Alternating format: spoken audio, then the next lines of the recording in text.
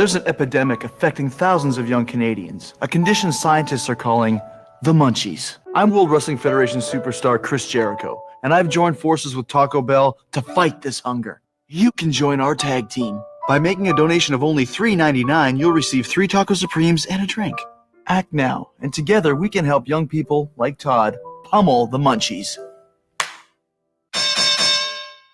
Why not buy this official WWF poster only at Taco Bell? Okay. It's ultimately not my decision. It's his decision because it's his story. And I'm there to help elevate the story that he's telling.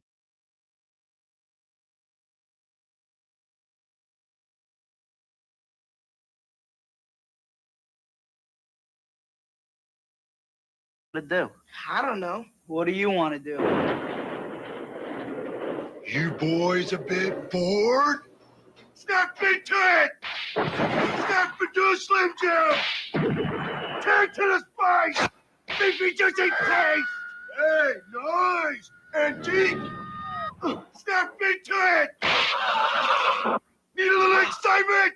Snap into a Slim Jim!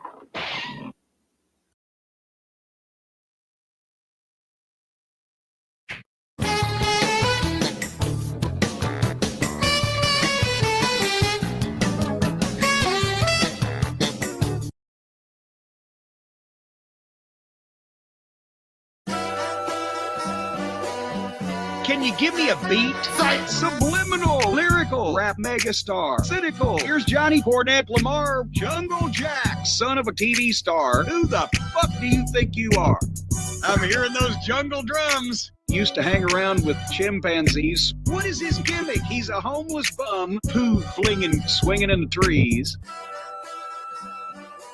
He's gonna sit in one of those little kid seats. Jungle Jack wanted to use broken glass, real glass. The medical staff said, we don't think you ought to do that. This is where this fucking clown's head's at. Lil Jack got his panties in a bunch, so it was brought to CM Punk. He said, we don't do that on Saturday night. They're going to Wembley. He grabbed him by the goozle pipe. Real glass. You, dick lick. He did not punch a person. He choked one little nitwit. Curly-headed, entitled little prick. What you think he was gonna do, dipshit? Ride me a river. Mine for wrestling of a slug in a sewer. You're not a TV star. You're tired. What the fuck? He looks like a minor.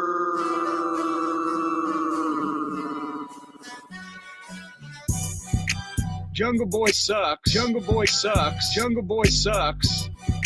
Jungle Boy sucks. Jungle Boy sucks. Jungle Boy sucks. Don't run your fucking yap. Don't fuck around and find out. Jungle Jack, what, you gonna do something about it? Yeah, apparently. Oh my God, he grabbed me. Tony ended up firing his biggest star. Punk should send Jack off a Christmas card. Look in my eyes, what do you see? CM Punk to the WWE. What's Jack Perry gonna fucking do? Tony, fire the fucking little goof. Arrogant knob, indie nitwit. Here's your contract, Jack. Rip, rip, rip. Tony went, he made me mad. Send him another check, but don't let him come back. Jungle Boy sounds fake and like a dork. Runs and hides because he doesn't like to talk. Homeless Jack living in a box under an overpass on cocaine, shot into space. Jack is slapping himself in the face. He's ready to get butt fucked by Sonato, the Cucamonga Kids, Mr. Okada, and the independent legal team. They get through a bucket of Vaseline. Hey, scapegoat, Nanny Goat, Billy Goat, Rick. Hey, Sweet Chin Music, you're a fucking kid. Hey, he caused the thing with CM Punk, which he did. Hey, this place is a joke. You're a clown, and I quit. Hey, he's got very feminine hips. Hey, he might look good in a bikini, bitch. Hey, Jesus, I'd want to snatch him around the neck. Hey, bland, boring, mumble mouth dreck. Hey.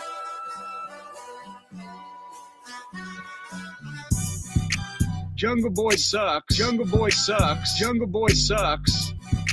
Jungle Boy sucks. Jungle Boy sucks. Jungle Boy sucks. Look at all this shit that he directly caused. Punk doesn't have to put up with these children anymore. Hey, scared for his life. Hey, scared for his life. Punk can still be on our show. The incident at Wembley. Oh no. Hey, scared for his life. Hey, scared for his life. Yo, VW. Yo, VW. Step this way. Step that way. Step this way. step that way. Jungle Boy is a bell end.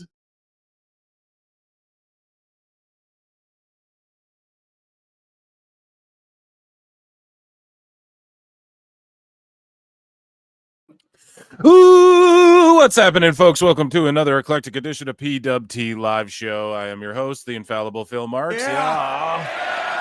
And we're here to Netflix and Phil tonight as Raw is on in 16 minutes and 30 seconds. This is great. How are you all doing? Thank you all for tuning in. It's a Monday night wherever you're at. It's rainy where I'm at. But either way, we're here to deliver a brilliant show. We have some good stuff. We're going to, typically on Mondays, we like to just focus on WWE a little bit. We'll jump around. Well, I have an update, and it's not in the title of the video, but I have an update on the AEW being pulled on like Collision. What happened with the 30 minutes? Okay, I have updates with all of that. So we are going to talk about and look into all of that. And we also have Raw on the docket. And tonight we have at some point Dave Meltzer getting completely obliterated and owned by Bryan Alvarez and melting down. And I love it. So we're going to have a Dave Meltzer's dumb moment of the week. And we're going to get into some Raw news before the show starts. And we will do an AEW update at some point throughout the show. How are you all doing? Round of applause for the PWT universe for being here.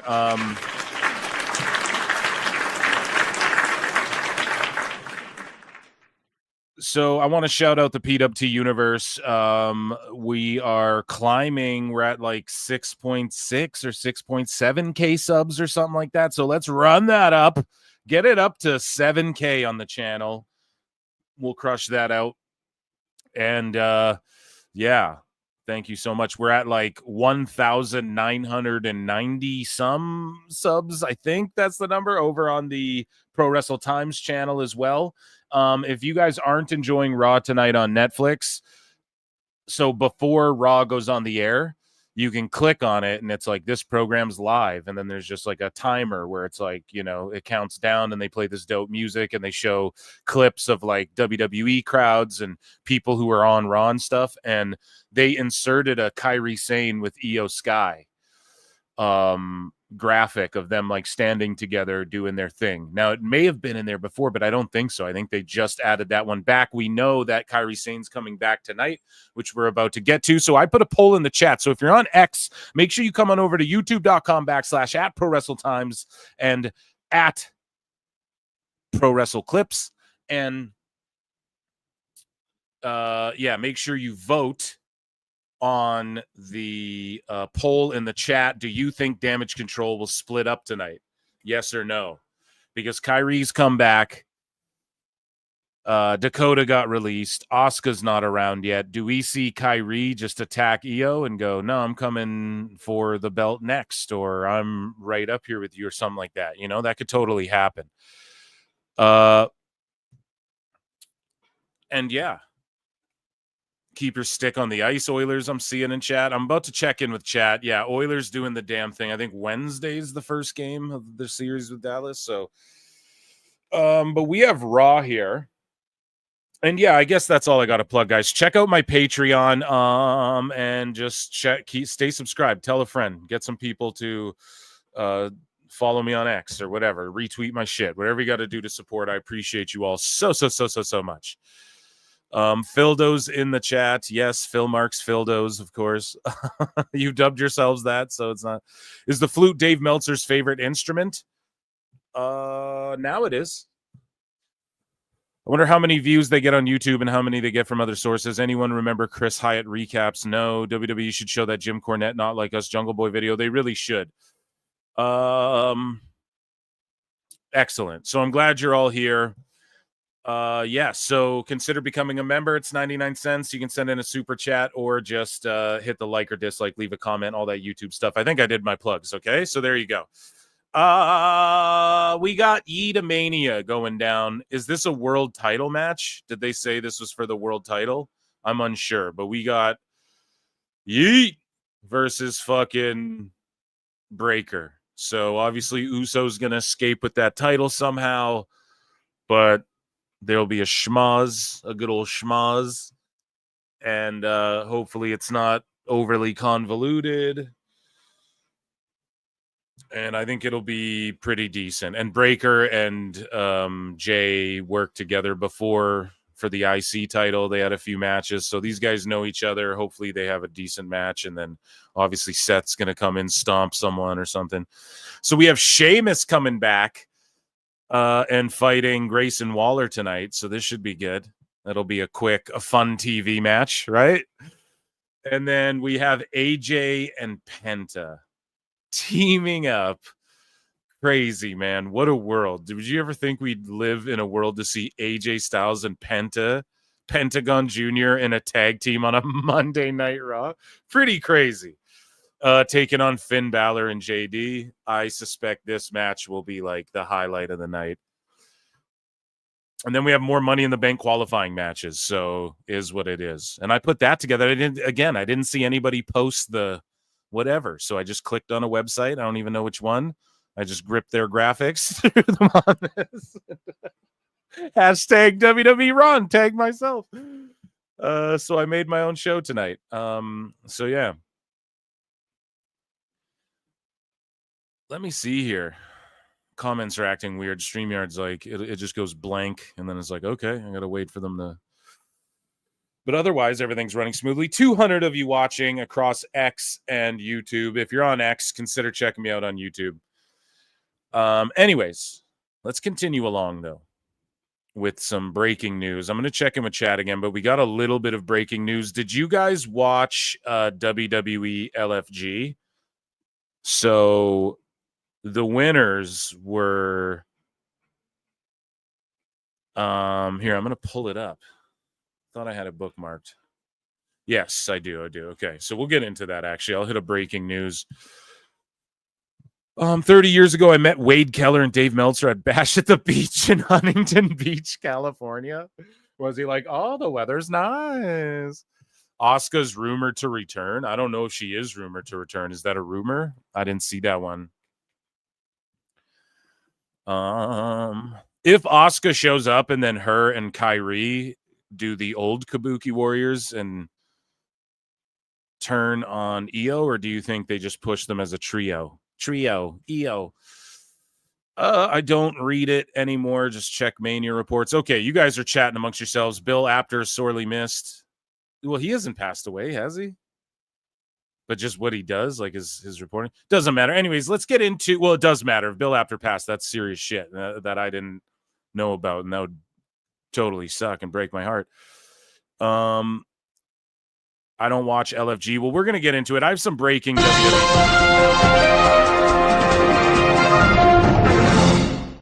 EO in a trio. Look, ma, we're neato.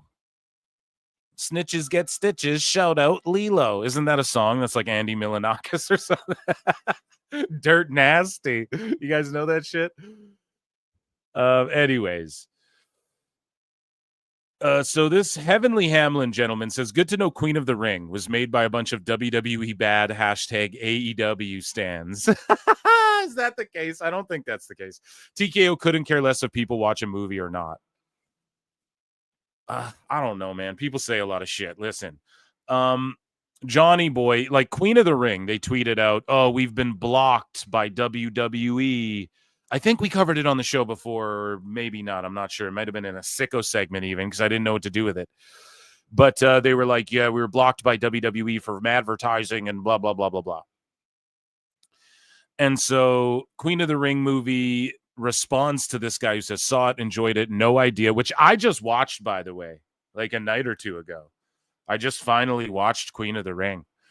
But Johnny B said, saw it, enjoyed it, no idea why WWE wouldn't want to have seen it. Clickbait. Because I guess Queen of the Ring movie was like, they didn't want the movie to be seen and stuff. And then so they respond and say, you should ask them why they tried to block us from running TV ads during Raw. Illegal. Why they asked us to sponsor their events. We agreed to the financial deal. Then they pulled us out last minute. This is just a glimpse into the sabotaging behavior. See, I don't think it's sabotaging. What happened was, okay, sabotaging behavior. Perhaps we will expand on the intel.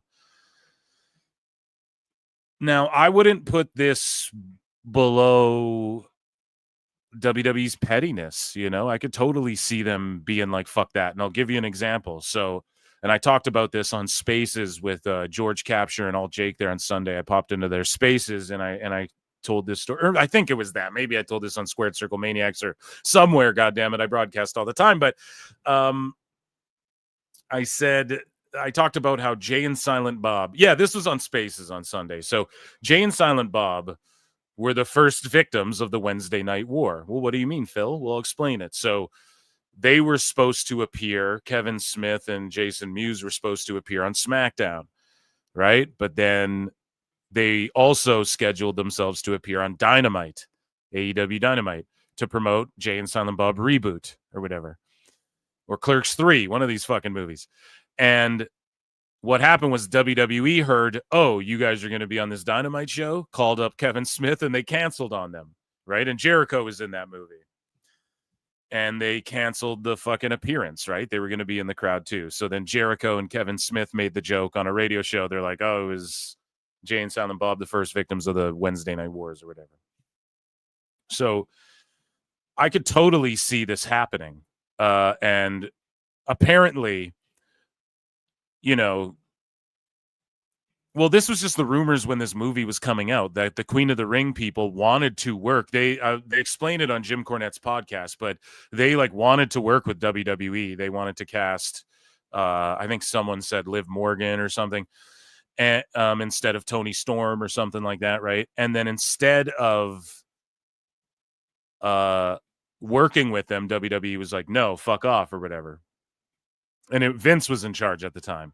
And so I guess this guy was bitter. And on Jim Cornette, he like buried. I'm not saying the guy using this Twitter, maybe if it's like the director or whatever, the producer, whoever Jim talked to. But this guy went off and I guess is just like really praised AEW for letting them use their talent. Britt Baker was in the movie. Naomi's in the movie. I think Mickie James is in the movie. But Naomi, people are pointing out that Naomi's in the movie, but she did that when she was Trinity Fatu in TNA. Like 100%. So Mickie James is in the movie. This is before she came back to WWE as well. She's in it for like a blink and you miss it moment. And some other ladies. I believe it was Mickie, unless I just mistook her for someone, but I'm like 99% sure. And so there was a handful of people in it. But yeah, it was all AEW ladies, to say the least. So like a TNA person. Okay, nobody in WWE, you know, so or maybe a couple if Mickie was still working with TNA at the time as well, is the point I'm getting at. And so I think maybe this is just like bitterness. Oh, WWE wouldn't give us talent or let us promote after they asked us to sponsor on their fucking show. Now, if WWE did ask Queen of the Ring, hey, are you interested? Or if they asked and they accepted it and whatever happened there, they could have also seen the trailer and been like, oh, there's a bunch of AEW people in this. Fuck that. But also, I wouldn't put that above Vince McMahon at that, especially Vince. It was Vince at the time as well. So I would not, because you got to remember, this movie came out like a year ago, full on year ago. They're just trying to like get it pushes in theaters, right? It just came out on digital and stuff like that. So anyways, Queen of the Ring movie responds, you should ask them why they tried to block us. They just pulled us. Yeah, a glimpse of the sabotaging behavior. I read all that.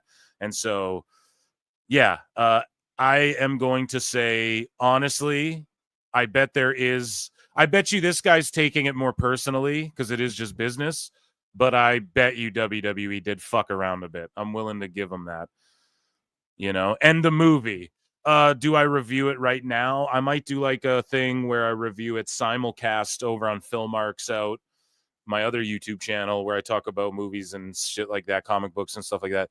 And then on this channel at the same time, like a simul crossover event. Maybe I'll do a quick run-in review tomorrow or maybe Thursday or something like that. But yeah, I implore you all to go watch it. It's out there. Anyways, moving along. So Cody Rhodes removed, he took quarterback out of his bio. And as Big Boom AJ's kid would say, yeah, they call me quarterback. That's what the guy says in that song. You guys remember that song I played you? Always gonna boom, boom, boom. Never gonna doom, doom, doom. This one kid goes, yeah, my name's quarterback. And he says it like that. And you're like, what the fuck? Anyways, he took quarterback out of his bio, whatever that means. Heel turn incoming. So here's John Cena cooking R-Truth, which R-Truth, I mean, he's got a shot against Cena at Saturday night's main event, which is fucking crazy. You're his childhood hero, man. Him and little Jimmy. So, all right, we're going to take, you got a two-parter. I'm going to answer the first part. How in the space-time continuum can I be R-Truth's childhood hero when he's 150 years old? You are. It doesn't make any sense, but you're his childhood hero. That's hilarious. Okay, moving along.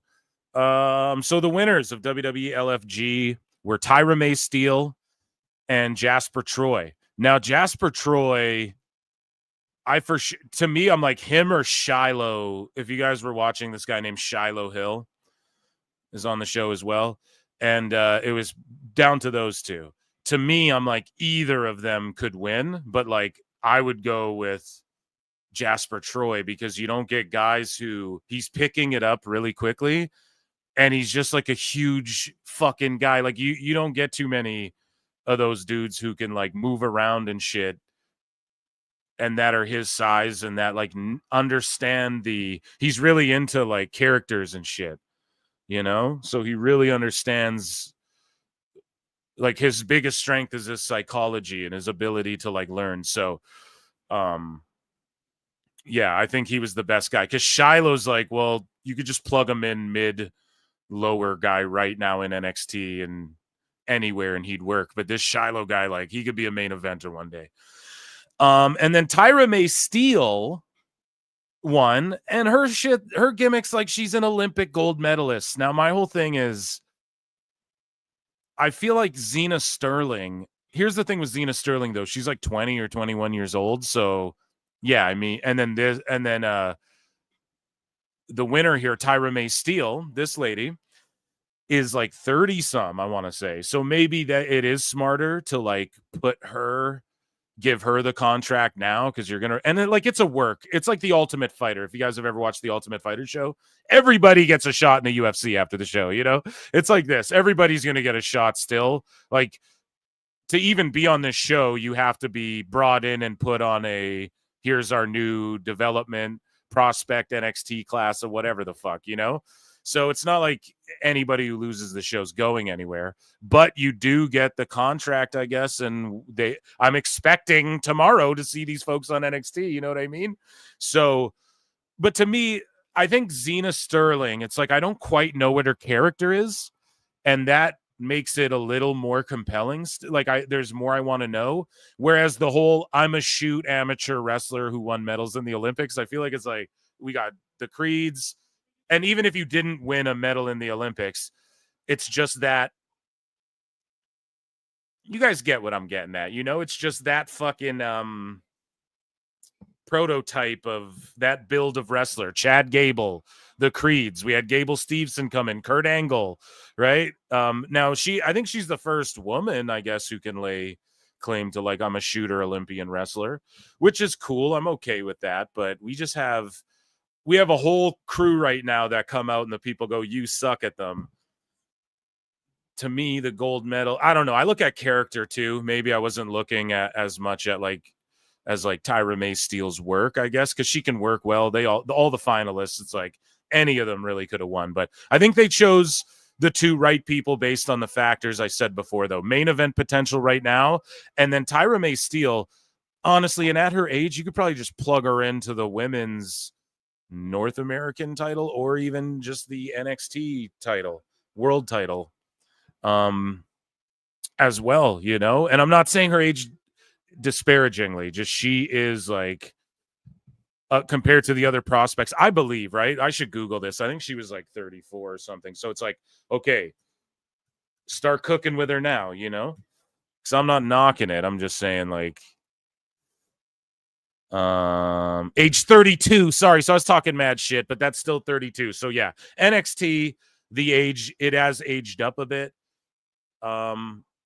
So yeah, maybe even you could get her main roster. I could see either of them on the main roster like tomorrow for sure. The women, I would say, were much more advanced than the dudes at first, it felt like. And then near the end, it was like Shiloh and this Jasper dude, I think could be, well, I don't know, Bailey Humphries too. I felt like Bailey Humphries should have won the whole damn thing.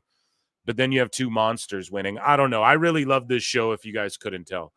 I was really into it. Logan Paul says WWE fans are angry he didn't get fired and released from the company. Now, I laughed at this because I'm like, bro, you're not on a list of people who could get fired and released. Like, you'd have to do something crazy to have a public, like, this guy's fired. But Logan Paul could leave tomorrow, never just come back once a year and be like, I'm on that Travis Scott time and shit, and they would still accept him, especially with how good he can wrestle. You know, now Penta just getting huge pops, smooth up. Some people are mad about I didn't get fired in this last round of releases. Why? They let a lot of people go. But I love that he's doing this because Phil Marks, obviously, I'm marksing out. I'm getting worked here. Like, he's obviously working. That's why I love Logan Paul. As far as like pro wrestling folks, right? Right. Gotcha, boy. So they're mad about it, that? Dude, the way I say you can't let go of future. Speaking of Logan Paul making his entrance right now, World Heavyweight Champion. Some people are mad I didn't get fired. If I'm WWE, I fucking put the strap on him just to absolutely trigger the IWC and have them all melt down, but you have it be the biggest pack of bullshit ever. And then the next night on Raw, because they're fighting Saturday night main event is the match. So they won't do this, but me, I'm a troll, right? So you gotta remember. But yeah, so Saturday night main event the following Monday, I'd have Jay win it back. But yeah, just because think about the meltdown for the 2 days. Mickey James has confirmed. So this is crazy right here. Okay, listen to this. Mickey James confirmed that WWE LFG has renewed its deal for another 3 years, 6 seasons. Okay, so they're just pumping these out. The same thing the Ultimate Fighter did. They're just pumping these out 2 by 2. Hurrah, hurrah. The ants go marching 2 by 2. Hurrah. They're fucking 2 a year, bro. We're getting of LFGs, and I'm down. I'm game with it. I love the show. Might get played out pretty quick. They're going to run out of fake shit to do on the show. But, yeah.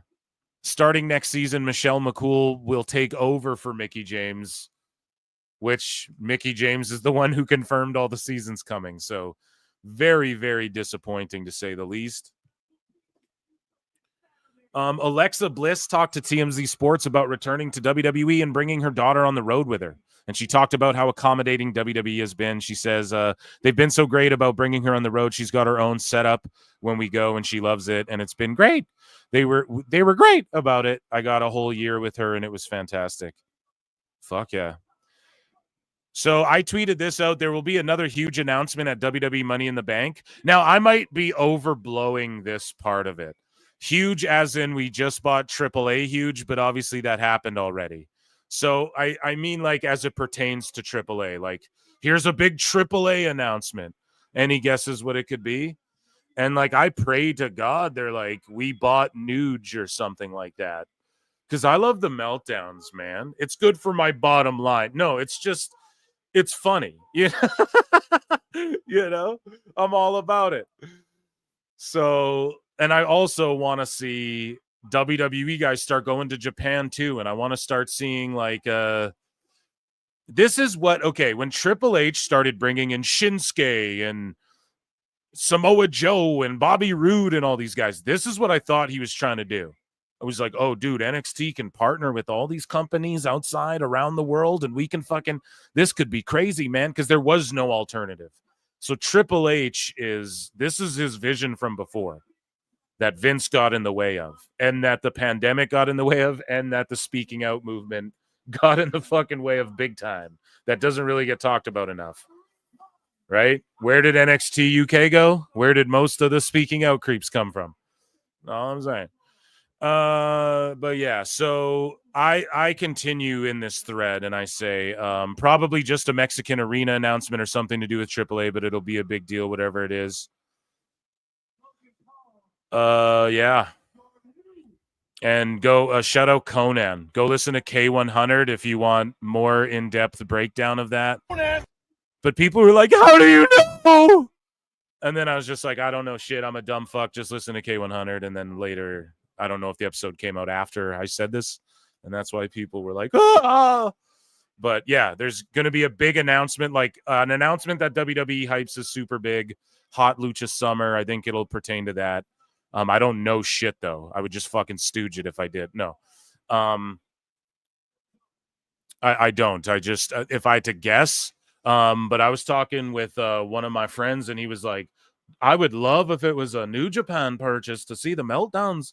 And I was like, "Fucking me too, buddy. That would just be hilarious." But I don't think it. I think they'll just announce like an arena show. Or maybe the launch of an NXT Mexico, but they're not going to rebrand AAA as NXT Mexico. And if they fucking do, then okay, then the guy who fucking books AAA doesn't even know that because he ain't said that shit. And like, there's no way the main part of the purchase for WWE was the IP. We covered that extensively on the show. We went down a La Parka rabbit hole. We'll do it again if we have to. Gunther's approaching Logan Paul, and the crowd's chanting, "You tapped out" at him. So Cody Rhodes on his trilogy with Brock Lesnar, and he says, "This is the most real anything had ever been for me in the ring." But I can tell you, if people ever wonder how real wrestling can be, the 3 matches I had with Brock Lesnar are the most competitive. And there's a thing when you work with a guy who's a big monster. He's a monster. Where they make you earn it, is what they'll say. You're not just grabbing my leg, even though that might be the spot. You're not just hitting me with the Cody cutter. It's not just happening that way. You have to actually earn it. And earn it is as close to it being in a real fight as I've ever been in my life. Yeah. I look back at the 3 matches with Brock lovingly and so proud of the body of work we put up. Yeah. But also I remember scared is probably an appropriate term, but just that was the most aggressive. And I've been in fights and I wrestled folk style, freestyle, did all that. That was the most real anything had ever been for me in the ring. And it actually gave me a whole new education. Yeah. On getting, I guess, to the top of our game. What it really means is there is an element of you're not just taking this. Yeah. This is going to be a bit of a struggle because that man is a freak athlete. But I can. Damn, that's legit. And when Brock pulled him in to give him the handshake and he didn't know what was going to happen and shit. Imagine that, because Brock could just fly off the rails. Also, this crowd is white hot. We're watching WWE Monday Night Raw on Monday, May 19th, 2025. And this crowd is white fucking hot for what's going on for Gunther, Logan, and maybe we'll get a little triple threat at Saturday night main event, or he calls out the winner of that match. Speaking of Jey Uso, can I get a yeet for Joshua Samuel Fatu, where he performs on the Raw brand under the ring name Chester the Molester? You what? What fucking sicko went on there and did that? And why Chester the Molester? What the fuck is that about? What did Jay do to anybody, you goddamn haters? Kairi Sane is here. Looking great. Why does her am I tripping? Is it because she's pulling luggage? Why is her leg? Watch her leg. Her right leg. And am I wrong? Like, is it moving funny or am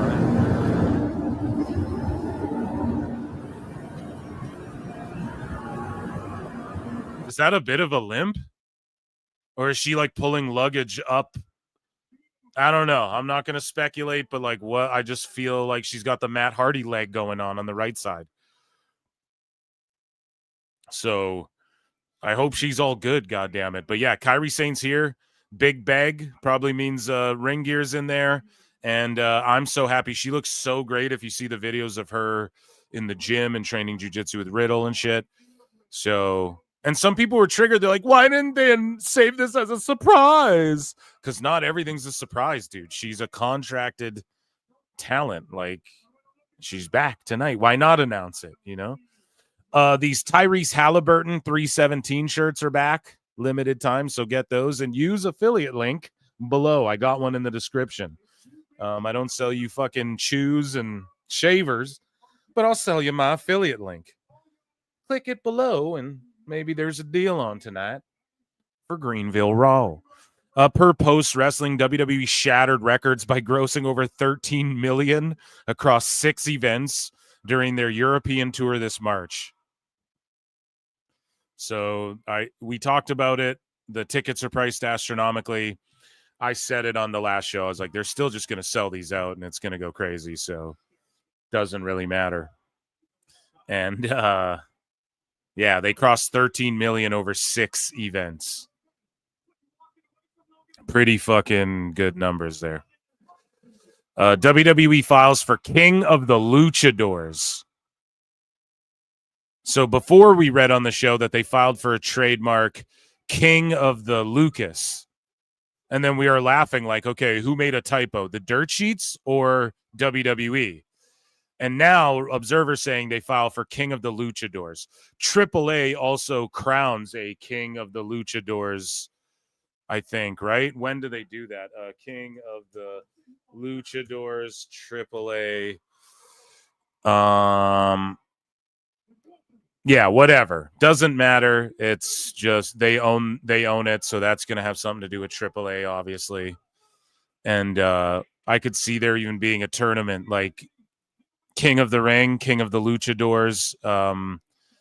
Who knows if it's a title? Maybe it's the title that someone carries around all the feds, like TNA, WWE, NXT, AAA. You know, maybe it's because they have the ID titles that go across all the feds on the indie. I don't know what the concept is behind King of the Luchadors, or is that just they're going to call Vikingo that or something?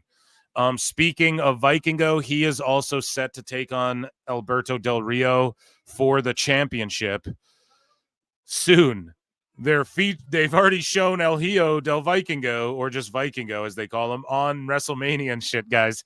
I'm pretty certain, if I had to guess, we're going to see Del Rio drop that fucking title. And this is purely fantasy Phil Mark booking here, okay? So I'll give it an X-Files. Like, we're just totally speculating. Del Rio, I don't know. He's still moving tickets and shit. So I could see that being the guy who ultimately gets the title off Del Rio, too, if they want to go down that route. Vikingo, right? They showed him at WrestleMania, gave him a graphic. That's pretty crazy if you think about it. They obviously have big plans. They're not just doing that for no reason. So, yeah. That, ladies and gentlemen, was WWE news. Round of applause for WWE news. And what do you guys rate that opening segment? I'm going to check in with chat. That opening segment was good. I was listening to it. I'll probably go back later and just listen back. Okay. So that's amazing, too. They're showing that Roxanne signed to Raw, and then Julia went over to SmackDown, which is perfect for both of them. Seems a little herky-jerky, but that's where they both should be going. That's the right call. So we have Money in the Bank qualifiers. Natalia, who was just in NWA. And Becky. And then Roxanne, another qualifier. Kairi, just in a qualifier. I hope she wins it. Rhea, and then Zoe Stark.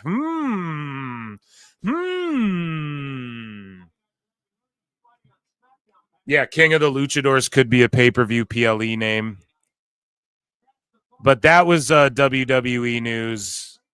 And that opening segment was really good. Who's coming out? Penta. Nice. Just from what I heard, though, the crowd was really hot, and you had like Gunther, and I Dave Meltzered it, though. I'm going to definitely go back and listen or watch the YouTube clip. And fuck yeah, dude. Look how dope Penta is when he comes out to the ring with the fucking flames and the sparklers. I was a fucking hater on the sparklers at the start, too. I was like, they should just do flames. But no, it fucking hits, man. That's why you give shit time, you know? You always got to roll with something. I preach it all the time on the show. You got to try everything like a couple times, you know, before you know. Look how fucking over this dude is, man, with the kids, too.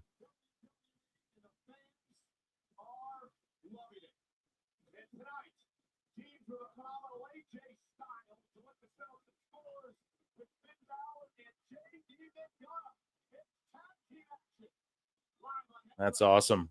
Okay, so we have commercial break. I'm gonna check in with chat. And yeah, Jay Uso came out. Just he got a big baby face pop. For 2 says Husey or we riot. Yeah, bro, he's on the other side of the planet, more or less. Okay, so that's going to happen. Just we're both very busy gentlemen. Okay. I'll just screen grab our DMs and post them for you guys now. They can be equally as funny sometimes.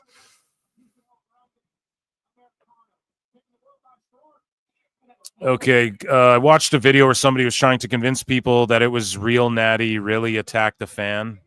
Right, well, it's commercial break, so people are just making entrances, right? So we'll dive into some fucking news. We have a little bit of miscellaneous news that pertains to WWE as we're talking about it. So as we were just talking about it, Natalia at NWA, she got into it with a fan. This is obviously a work, though. The guy's wearing a pink, like, Hart family shirt.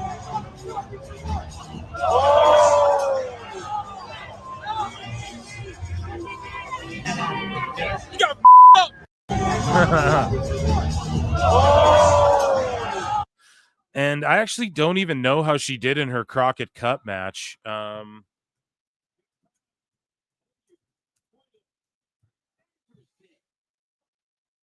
So she came up short. So they did the right thing, and the women's world champion, Kenzie Page, defeated Natalia. Round of applause for the NWA doing the right thing and Natty doing the right thing. And speaking of the dungeon, here's some training footage, some of the last training that went down there in October of 2000, TJ Wilson versus Harry Smith.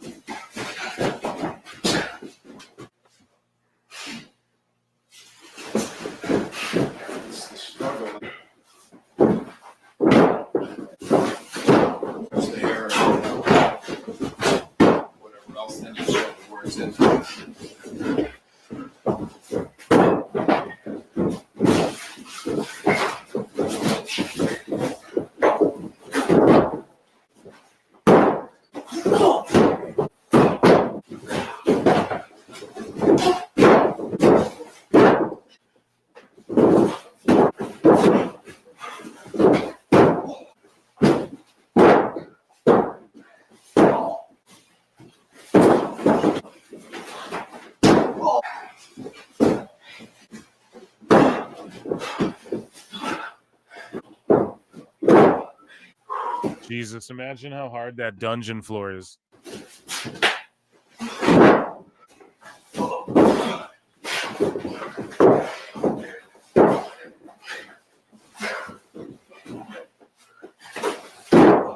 Oh shit, that's a sick, like, sit out spine buster move. And yeah, so as I talked about a moment ago, right? La Gran Revancha Mega Campeonato. So at AAA on the 31st of May, dude, El Hijo del Vikingo is taking on El Campeón El Patron Alberto. Okay? So at Alianzas for the title. So maybe they just switch it right there, right before they do all this crossover shit. I could totally see it. Now, I'm not fucking, again, this is me fantasy mark booking. I'm not even going to poke around because I want to be surprised. And you know what's crazy? I'm actually going to tune in to see this match to find out whether or not that's what they do. For sure. So I'm going to check this out, and I'll keep you guys updated on that, I guess.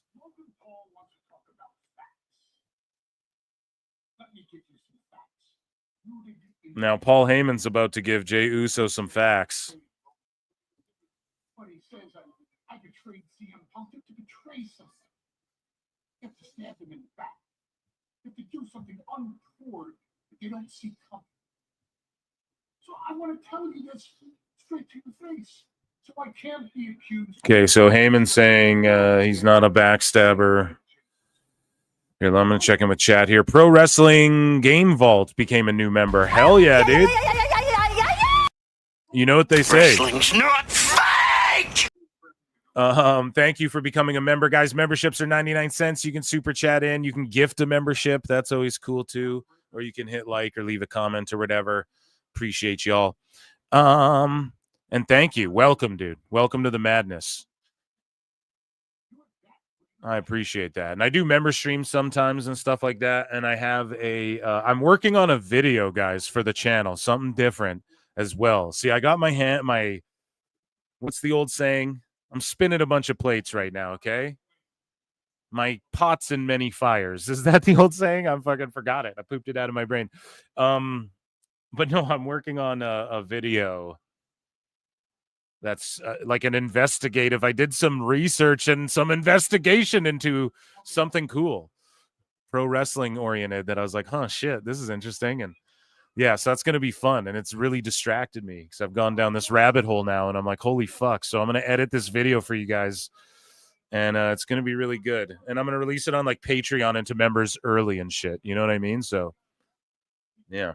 Anyways. So we have Jay and Breaker. Heymon was cooking. These guys are in the ring here. AJ and Penta. I'm so looking forward. We're going to call this action. And then we have some AEW news, believe it or not, on a Monday night. Okay. A lot of hooks in the water. Yeah, I got a lot of a lot of noodles in the bowl. No?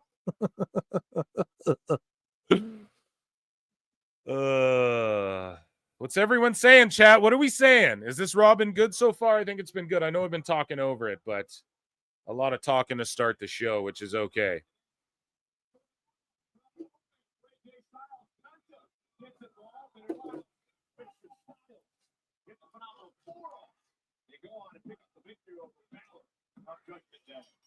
And this Saturday, of course, Saturday night's main event. We'll be live for that. That's what I'm streaming.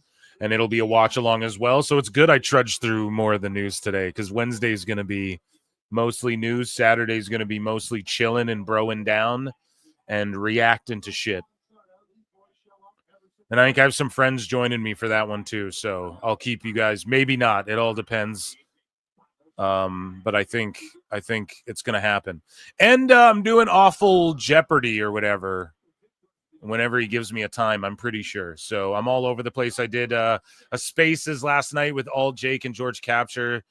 And I have a podcast tomorrow coming with I like to kind of save those. I stooged it before. I told you guys the channel, but yeah.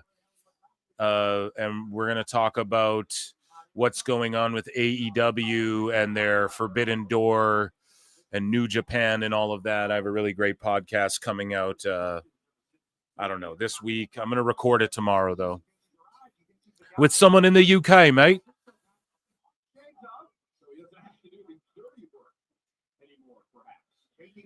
Nice takeover. I like that AJ is rocking the red, black, and white. Same with Penta. That's my favorite color scheme right there, just in general. Just aesthetically.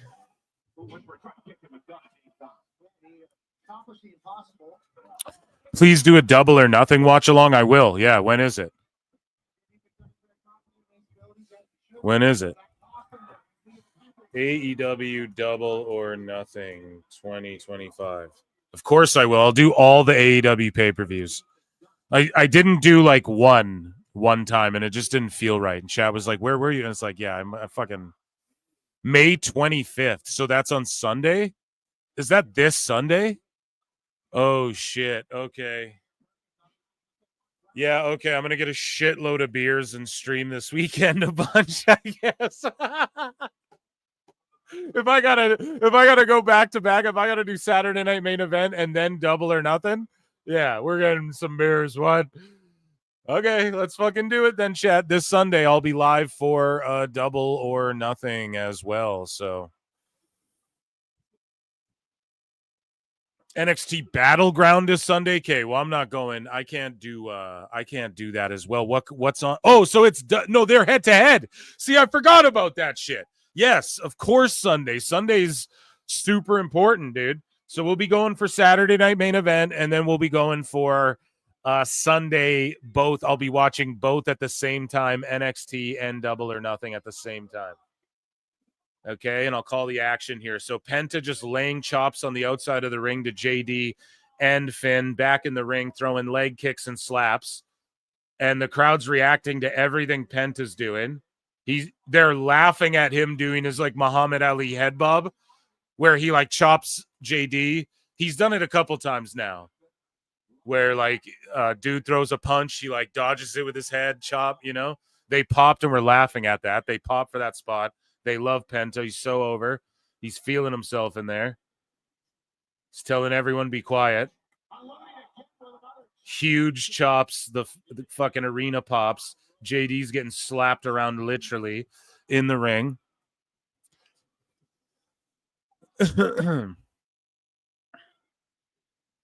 Oh, and then fucking Finn grabs the back of the mask, pulls Penta down. And now McDonough takes over. The crowd is so hot and into this fucking match.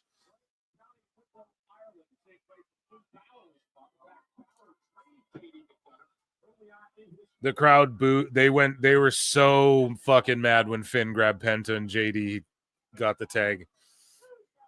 And now Finn's just stomping Penta out while holding the rope, doing like jumping stomps. The ref counts him. He's arguing with the ref. Penta's back to his feet. Finn's just guillotining him over the rope, over the top rope. He's just arguing with the ref. They're milking this last minute here. He's got like a leg drape guillotine on the middle rope. Ref's all over his ass. Carlito with a left hand while the ref's back's turned. The ref's doing great work too, man. Crowd's super hot for all this shit, man. Hell yeah.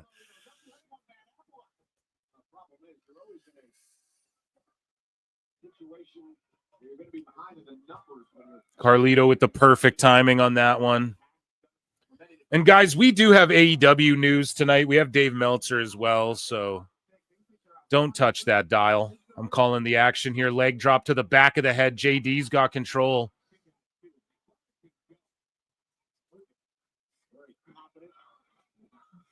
And the crowd's chanting, "Let's go, Penta.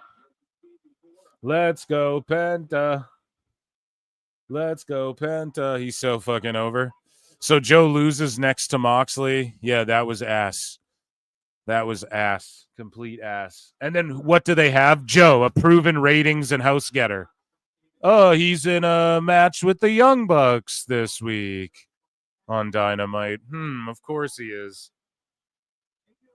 Right? He gets ratings. He draws them a house. Oh, the Young Bucks are just going to be in this now. You idiot. They were there last week. Yeah, I get that. But you guys don't see how they're just booking themselves into the only shit people care about every time. They go away when the going gets tough. Then they come back when it looks kind of up.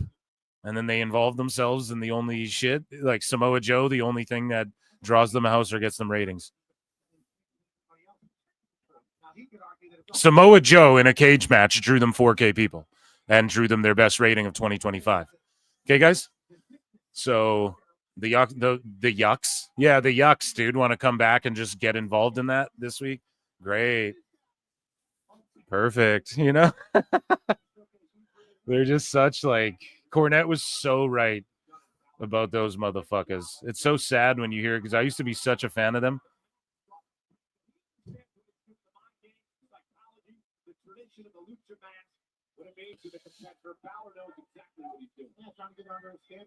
The old Jericho trick, riding coattails since 04. Lincoln Hawk says, I'll give live updates from one of the shows. How much you hate yourself depends on what I'm watching. Yeah, just give updates and chat. We'll be rolling, and I'll have dual screens going. I'll make sure of it. I'll set myself up. Crowd's so hot for that Finn Balor cutoff there. Thank you, Lincoln. Lincoln, let's fucking do a online GM mode. Like, you know, let's set it up. Like ASAP. You know what I mean? We'll get 626 in there and then someone else. Plinian if he's down. I don't know if he's down though. But yeah, we'll do that and get a online GM mode going. Yeah. Just send me like your gamer tag or whatever. I'll set it up. I'll set it up and send invites.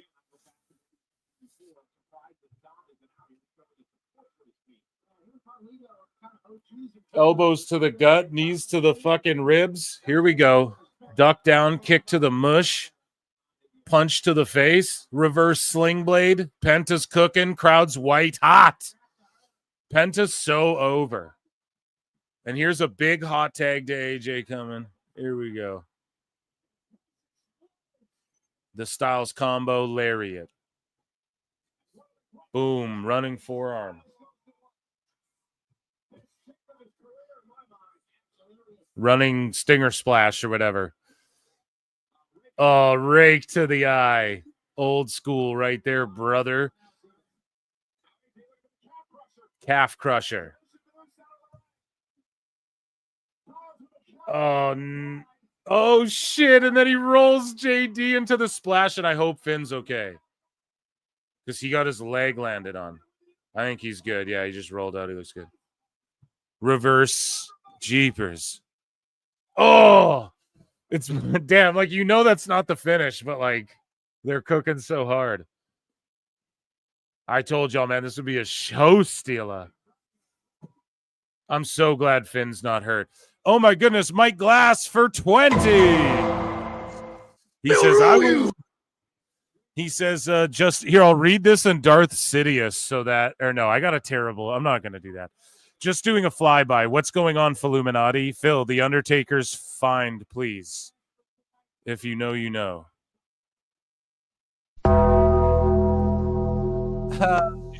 Did you mean to write gong? Damn, did y'all see that reverse DDT, Mike Glass? Are you watching Raw? You better be watching Raw, Mike Glass. Jesus Christ. Yeah, I hit the gong, dude. If that's what you were asking for. Just doing a flyby. Thanks for flying by. Everybody, round of applause and acknowledge Mike Glass for that one, okay? Let me see. Where's my acknowledge? Acknowledge me!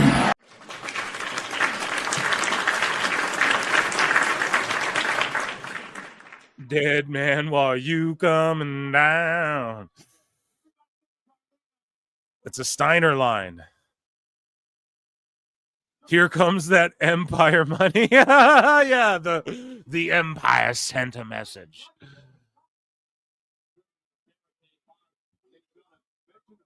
I get a hologram transmission. No.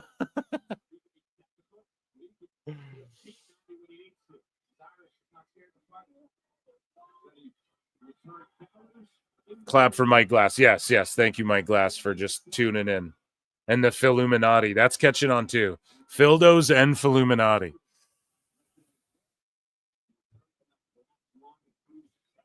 Oh, and then Finn. Oh, my God. So Finn, AJ goes into the rope. Finn is standing on both of them, like the middle and the top rope. AJ falls through them. Crowd pops. And he does that bump to the outside, like where he goes off the apron and goes to the outside because AJ can still do that. So AJ goes to hit the ropes. You guys know what I mean?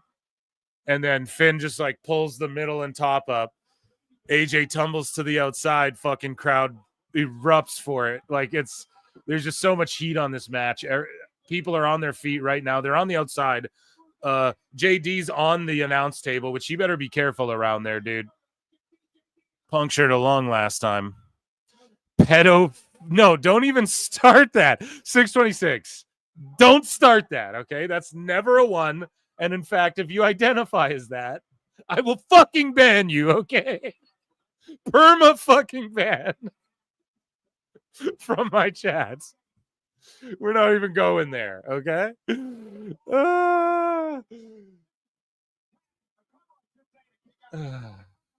Don't even put that out there, 626. Oh, shit. Dildos only, yeah. That's the dirtiest we can go. That's where I draw my line. People go, where's the line? Dildos is the line. For the name of our universe here, okay? Here we go. So now AJ's throwing blows. He's trying to fight back. Like they have him cornered off in their corner. Oh, no, the Eye of the Hurricane by Balor. Kick out. 2.99999. 2 9ths and 7/8 of a half.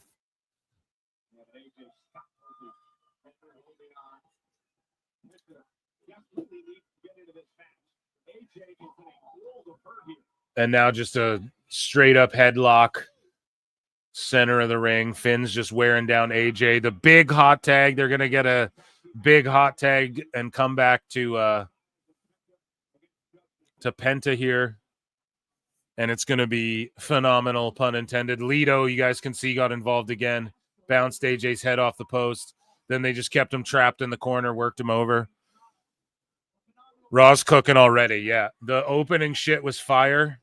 I need to go back and listen to it again. I'll just like watch it on YouTube quick. I know I said that before, but got to reiterate it so my brain remembers it. That's a trick, right? You meet someone, you don't want to forget their name. You say it like 17 times. I learned that when I did sales for a little bit in my my young years. Late teens, early 20s. Here we go. Penta right to the top rope, and JD trips. Y'all, that's the shit I'm talking about right there. JD gets the tag. He trips, quote unquote. He fake trips. Okay? But it gives Penta time to get the tag and climb to the top rope. You guys get what I'm saying? It just gives that extra second for him to get to the top rope than realistically fucking fly onto Penta, you know? Or onto JD. It's so good, man. It's just the little things like that. Instead of just like waiting and clearly waiting for him to climb up, and you know, it's just do that extra in the middle to sell what you're doing, man. I love that so much. Moonsault, flip, Spanish fly from JD.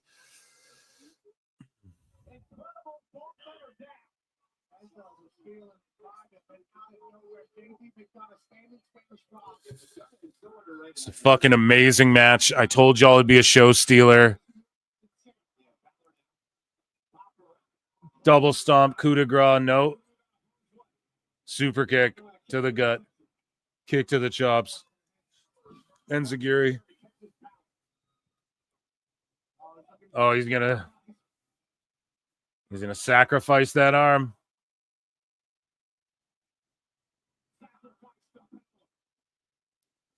Sacrifices that arm. Oh, roll up from Finn. Victory roll. Oh. Sling blade.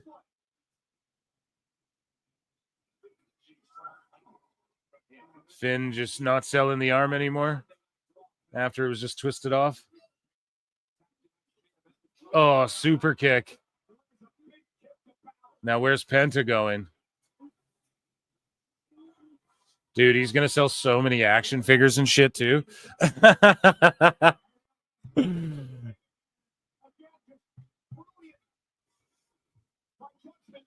Oh, now they're all the shenanigans. Okay, there goes Lido.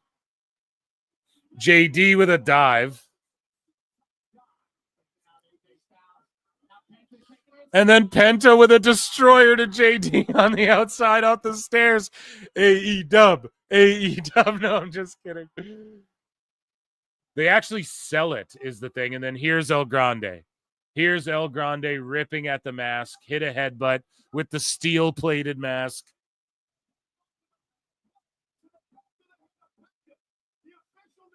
Mask versus Mask. Penta versus El Grande. At AAA. Just kidding. Double stomp. Coup de grace. Pin. Damn.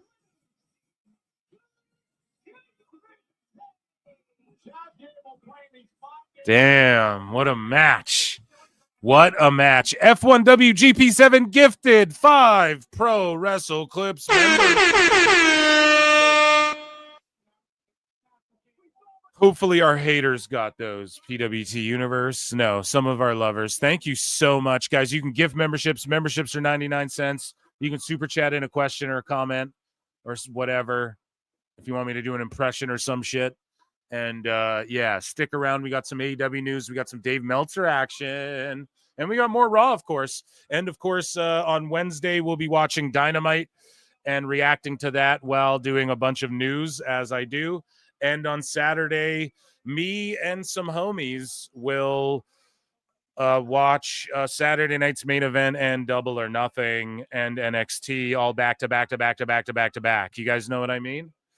So, yeah, make sure you're locked into PWT. Make sure you hit like and subscribe, or you retweet, or if you're on X, come over to YouTube. I'd appreciate it. And hell yeah, Kathy Kelly with EO Sky. See what's cooking here.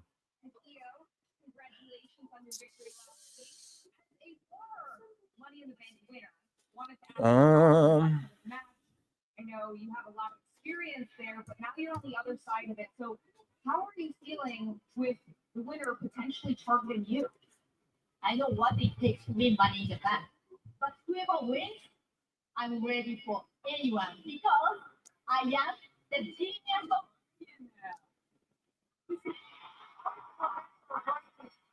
You've never been able to succeed one-on-one. Okay, so Becky's out here.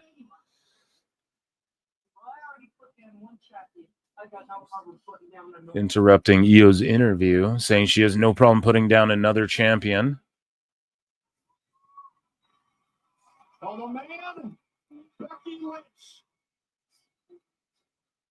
And they got her walking through Gorilla.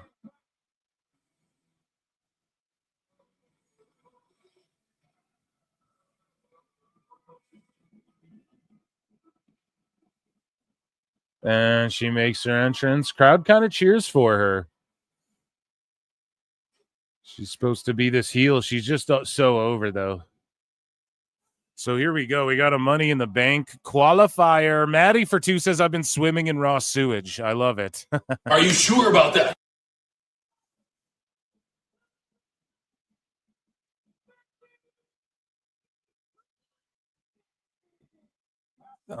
Thank you so much for that, Maddie. Yeah, okay. So we got Natty, Roxanne, and Becky. So they're gonna make entrances and shit. Perfect time to jump into some news. Thank you, Maddie, for that. Thank you, everybody who's in chat, everybody hanging out. I would say Liv is my girl if I had. Okay, Liv is none of your girls, all Jake. Okay, she's nobody's gal. No one can lay claim on these gals. Natty, Roxy, Bex. Let's do it, Cash Money. What up from California? Salute, man. California love, California. And super cool to the homeless. Io's English is getting pretty damn good. You're goddamn right it is. El Grande Americano has the hardest head in the world. Yeah, Chad does. Or El Grande does. Kathy working those glasses. You calm down now. Jericho is inevitable. Yeah. Yeah, it's true. Unless someone can convince me otherwise, one way or the other. No way spreading the love. The steel plate is very mid-south. Mexican Destroyer. Yeah, what did I say? Did I say Canadian Destroyer? Okay. Moose could still be Americano. Yeah, I have it under good authority. He is. So Natty's not coming out in like her GCW shtick, obviously not, but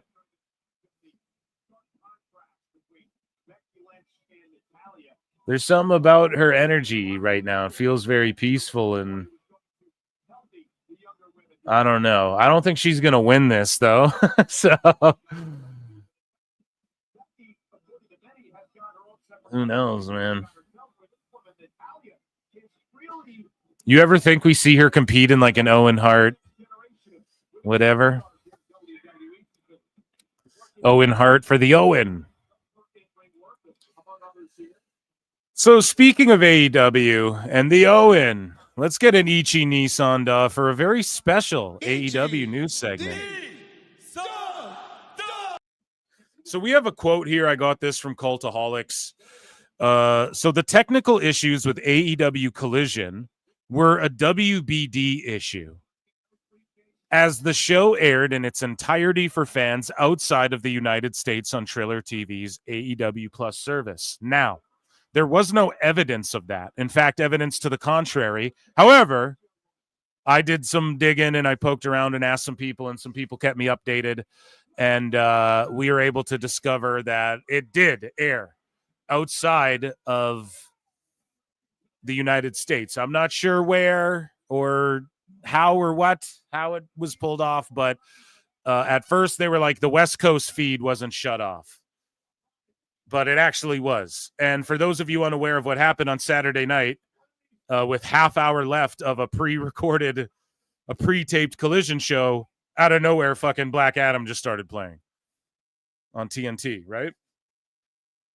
And so I didn't know if Cultaholic made this assertion themselves that it was a WBD issue, right? But WBD Associate Director of Live Events Rich Gullickson explained why Collision went off the air early, posting on Blue Sky. Just heard about this. Very sorry this happened. It actually was a severe... So he just heard about it the day after? He just heard about it the day after. So they don't give a fuck. Okay? They don't give a shit about AEW being on. Very sorry this happened. It actually was a severe technical problem with show delivery and recording. Now, the way I understand show delivery and recording, I don't know if, to me, I'm like, so that's an AEW problem. We'll follow up on that as well. I respond to some of this stuff. So the team is working to get this put back together for Max Replay and TNT Video on Demand ASAP. In an update at 11:40 p.m. Eastern on Sunday night, Gullickson noted that looks like, quote unquote, looks like Collision will be available on Max at some point today. So does it look like, or is it going to be? Craziness. So I respond, I go show delivery and recording. So like a bad thumb drive or something, right? Like what does show delivery and recording typically, there's a corrupt file or something to do with the transmission, but like the delivery and recording just seems like he's putting it on AEW's end. No, I don't know. So someone sent this to me. None of the last 30 minutes of AEW Collision was uploaded to their YouTube channel either. They botched the recording or rendering somehow and nobody checked before sending it off. Question mark, question mark, question mark. That's the only explanation I can come up with. So here's proof, like on the YouTube, right? The last half hour, like it cut off during the Steve McMichael stuff. So, and then all of a sudden it's just Hey EW with Rhino in RJ City a day later. So, yeah, why wasn't the other half hour uploaded? It was very peculiar.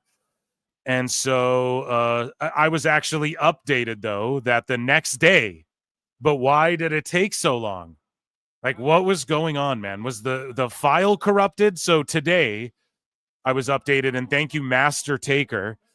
Like 3 hours ago, 4 hours ago, this is sent to me just before I went live. And they finally uploaded the last 30 minutes, like the highlights of the last 30 minutes of Collision. So where was it? Like, why didn't it get uploaded either? Were they hoping to like is BJ Bethel and Dave Meltzer going to add on the minutes people watched later and go, oh, well, the extra 30 minutes, like, is that what they're going to try and do? What was the reason behind? I feel like what the problem was, to me, if I'm going to take a guess, whoever the upload or the render cut off early, possibly. Maybe this is purely far too speculative, but I could see that being the case and just TNT getting the wrong shit and nobody checked it. Because it wouldn't be the first time somebody's like exported a video or transferred a video and then there's like 2 minutes clipped off or 10 minutes or half hour, or just it's a 5-minute blip and you're like, oh shit, the whatever. Anybody who edits video knows what I'm talking about. It's not like that couldn't happen. It is weird it happened right at the half hour though. So I think maybe it's clearly the rest of the show was recorded. So it's not like they just didn't record it. But when they say it was something to do with the recording and transportation or whatever, it just makes me think it could be more of an AEW problem. I don't know. I have no fucking clue. But that's an update on all of that. And I hope that sheds a little insight on what was going on. And let's hope that fucking what did Neckbeard say again? He's like, oh, this Dynamite, it might get cut off 30 minutes early by Batman Forever. Or some shit. Just so funny, dude. And yeah, hopefully that doesn't happen to them. And that, ladies and gentlemen, is AEW news.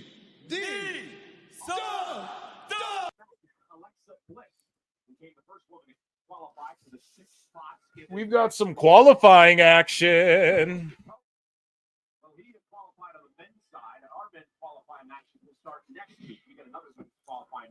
Natty throwing those suplexes GCW style, Bloodsport style, shoot style.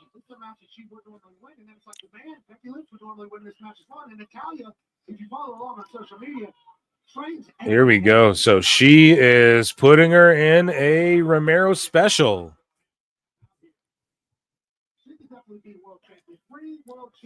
Roxy's outside of the ring. This Raw's been cooking so far. This match has been very decent so far. I like Batman Forever. Incredible soundtrack. Yeah, you look back and you're like, fuck, man.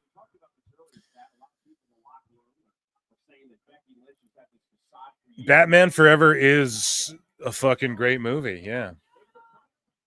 PWT Batman Forever watch along. Should I do like a simulcast with Phil Marks Out where I do a quick review of Queen of the Ring? And I just do like a quick fucking breakdown and review of it.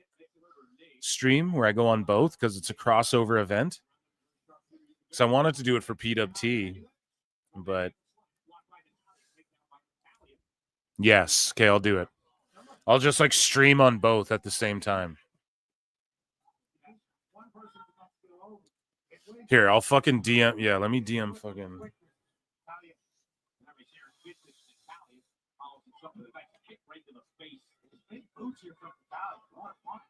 Have you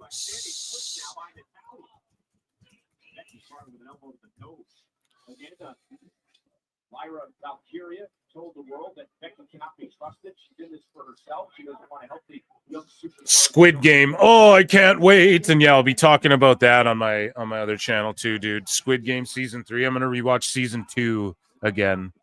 Or maybe I'll just rewatch season 1 again for like the 3rd or 4th time and season 2 for the 2nd time, and then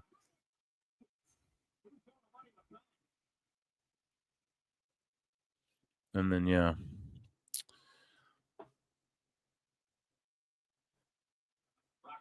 Natty's there to take the pin 100%. Time Cop 2. Trouble in Wembley. Oh, shit. So the crowd's chanting, let's go Roxy. And the problem is that she's a fucking heel. And they're cheering for her. They like Roxanne, dude.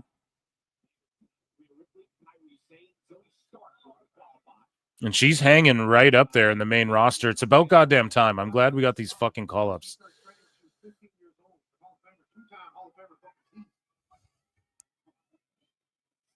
Time Cop 2, the Berlin decision. Yeah, I know, dude. We should watch both. Yeah, when it fucking... I'll do it. I can do it on Patreon and shit. We should do like audience watch-alongs or something. We're like more... Like we join, we do it all together. We're fucking get our popcorn. We all sit around, watch. That could be fun.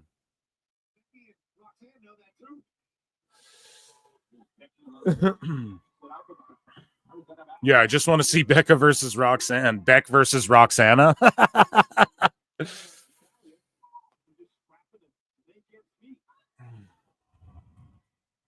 The Berlin decision. Yeah, dude. Time Cop 3. Meltzer driver in time.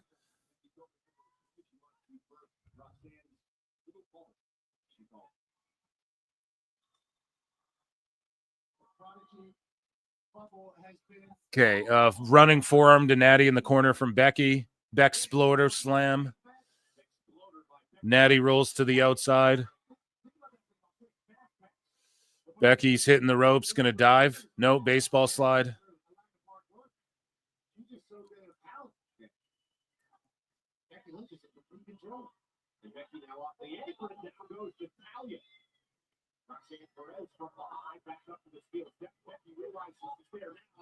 That was just a takedown by Roxanne. Nothing pretty about that. Let's fight. Roxanne said, let's fight. And Becky said, back to the ring. A lot of baseball slides this match. Yeah. Good catch, Fabio. Okay, diving crossbody off the top from Roxanne to Becky. Ref gets in the way a little bit. Roxanne recovers. Cartwheel knee. Those cartwheel knees she does are cool and shit, but I don't want to see her finishing people with those. That's just got to be like her signature. Crowd doesn't really react to that shit.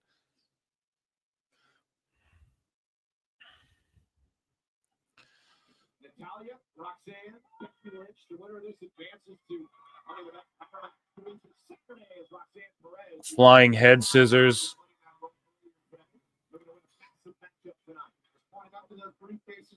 George, when do the Oilers play? Wednesday? Here, I'll look it up. Yeah, Wednesday. Shit, when I start my show too. It's okay. We're just gonna simulcast it. It's on when Dynamite starts, so we'll just do both. That's all. That's the only way around it. Baseball's lame. Hey, don't say that. Here we go. A stacked up, a double fucking shooter. Nope. Oh, come on, buddy.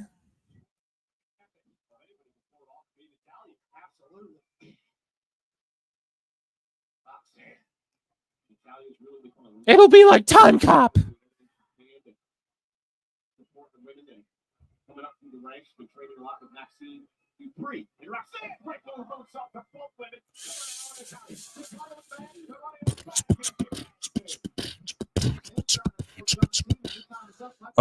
Dynamite ratings go down like a flash of light. Yeah, we'll cover that on Wednesday. We'll talk about the ratings. Here we go. Rock bottom, no arm drag, pin.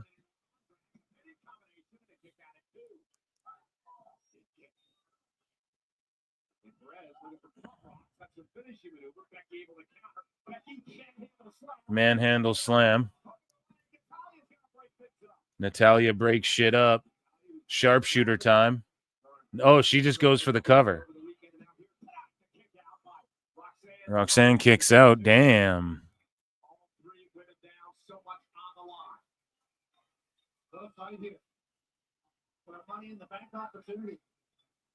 Alexa Bliss was already qualified for one of the 6 spots in Friday Night SmackDown.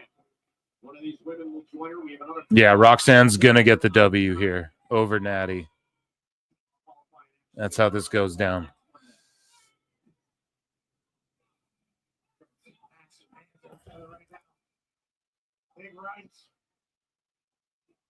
Everyone's naming their teams. Yeah, I'm like Toronto Blue Jays, Toronto Raptors, because I have to. Like, they're the Canadian teams. We don't have choices there, you know. And then I like the Atlanta Falcons in NFL. Although I haven't been following NFL closely the last, like, I've checked out the Super Bowls and shit, but the last few years I've just, you know, that's the one I've had to sacrifice.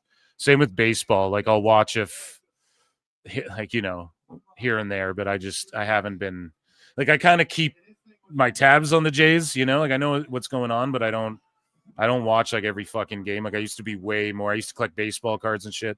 But then Like when I was way younger, when I was a kid. And then yeah, basketball, like Raptors I keep up with, and then Edmonton Oilers, my NHL team. So I was fucking always have been, always will be, yeah. Your career, your life, your future, your legacy, everything. And then soccer, I don't know shit. I don't have a soccer team. I don't watch soccer.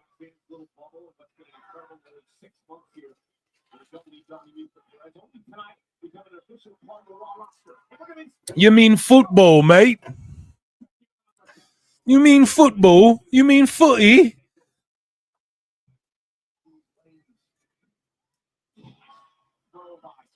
Nice throw, Michael Cole says by Roxanne. Yeah, it works.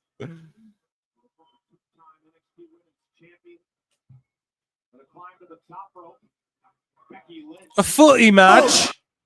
How is anybody going to get anybody to be picked for 3 seconds? I have no idea. Look at Roxanne fight back. The fiery prodigy. F the Leafs. Yeah, I don't give a shit about the Leafs. But, like, I will cheer. Like, let's say every team's eliminated, but even, like, if the Leafs are the last Canadian team, I'm going to pull for the Canadian teams always. Like, that's how we have to do it, you know?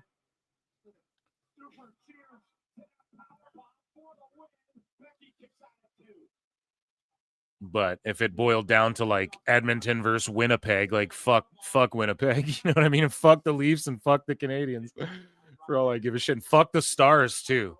There's a deep rivalry there between, especially a playoff rivalry between the Stars and Edmonton, like, forever, you know?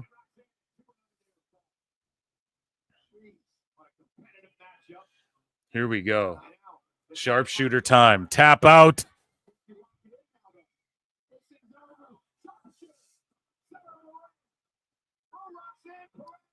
Sharpshooter time, bud. Dude, Michael Driard said, I'm hoping for an 06 rematch, Canes and Oilers. Bro, I've been thinking that this whole time. Okay?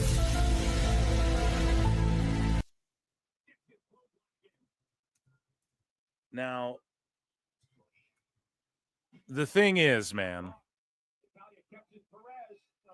we might get like, I really want to whip the Panthers' ass because last year they stole the cup.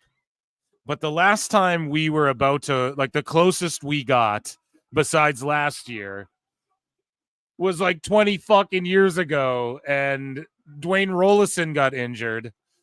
And then who had to come in? Like Ty Conklin or some backup goalie had to come in. And we fucking lost the cup to the Hurricanes. And that was like the most devastating moment. And then it took forever. Like the Taylor Hall and Jordan Eberle years. We've had Nugent Hop on our team forever. Took us forever to get back into like playoff contention, even with McDavid and shit. And then now we're like a top team in the NHL, especially offensively, even defensively, I'd say. Just our goalie, our net minding is like maybe not as good as like some of the elite teams. But, well, actually, I don't know. In these playoffs, we're fucking unbelievable, actually. But now Lyra's out here, Bird Lady. No.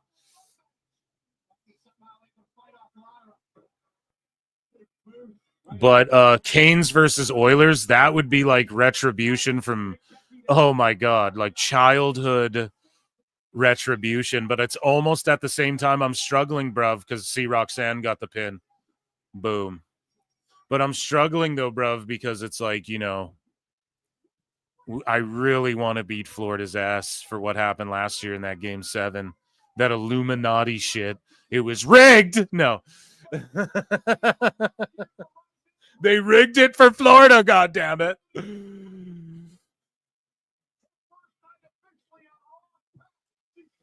06 Sabres would have smoked it. What the fuck are you talking about?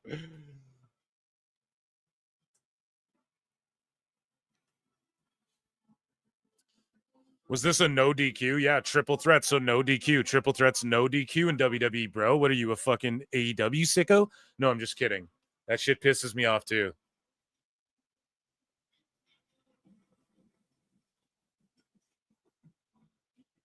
But yeah, Roxanne's in, man. Good for her. And Natty just what? Floats into obscurity again?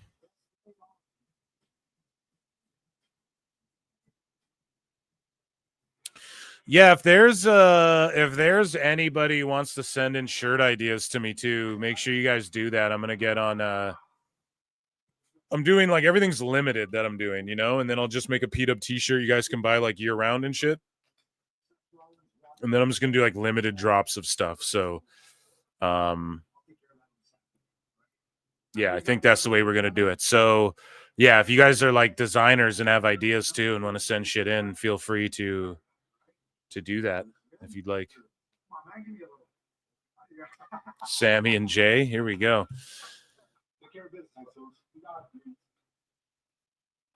Yeet. Kairi Sane, here we go. More money in the bank action.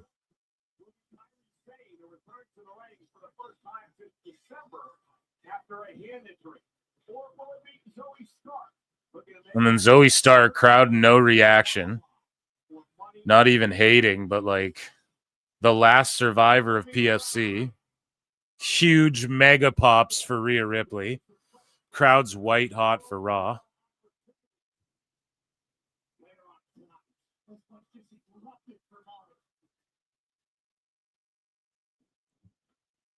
Now Sheamus is coming out. Big pops for Sheamus. He's about to whip fucking Waller's ass. And this is going to be a fun TV match. Okay.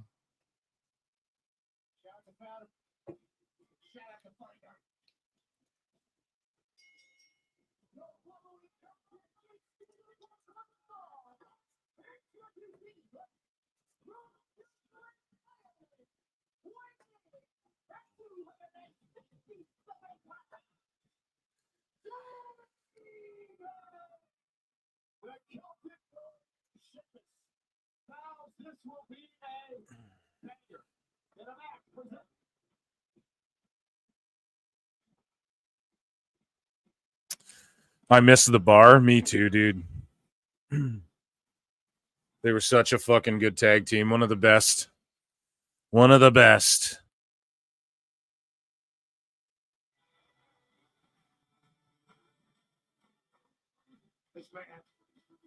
So we're just looking at entrances here. The bar was legit. Yes, absolutely. I feel like we were talking about something before, and I was going to add more to it, and I just completely fucking forgot. But it's all good.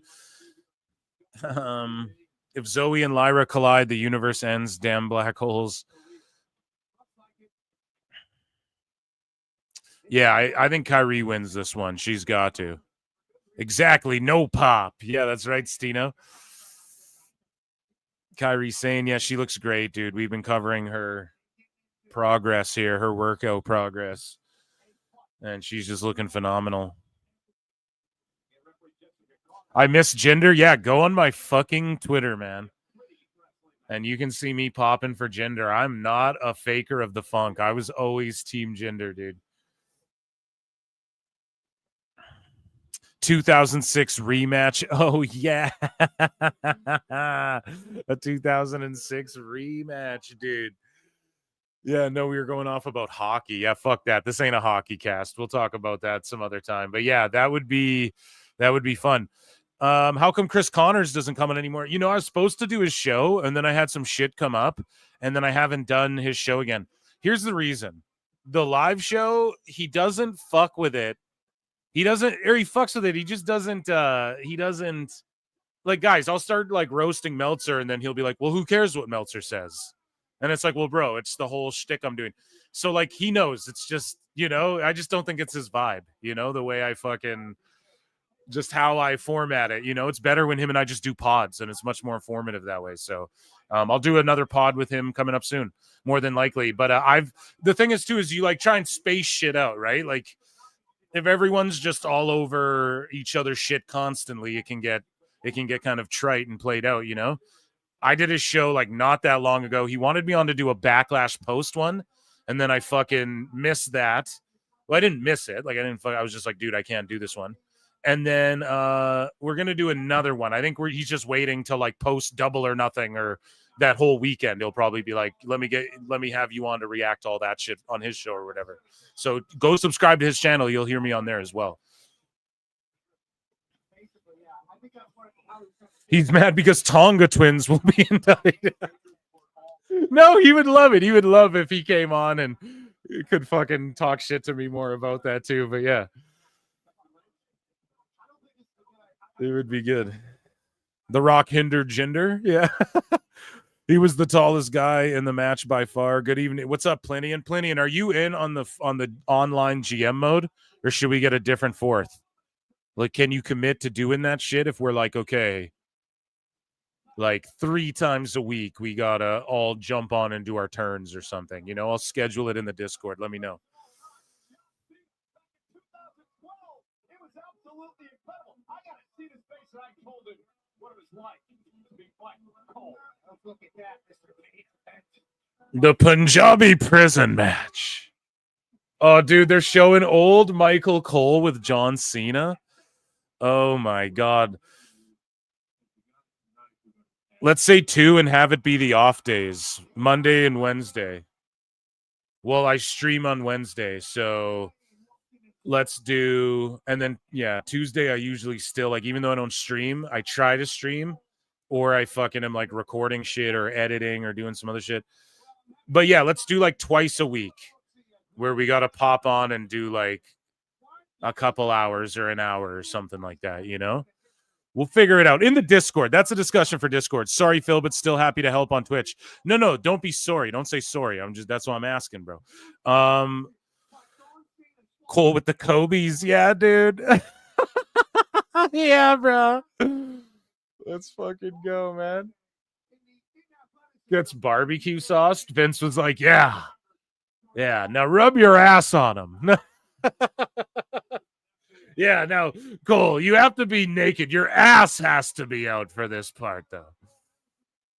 Then we're going to cover you in brown sauce and fire you.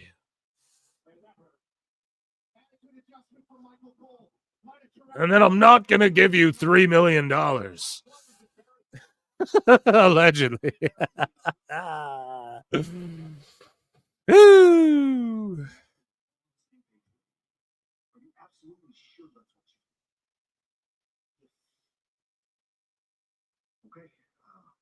Medical says you're clear, so next week.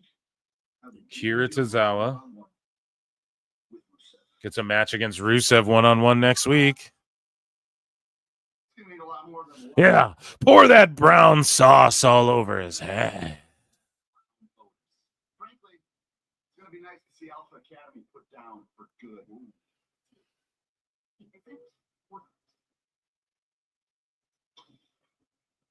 What do you want anyway?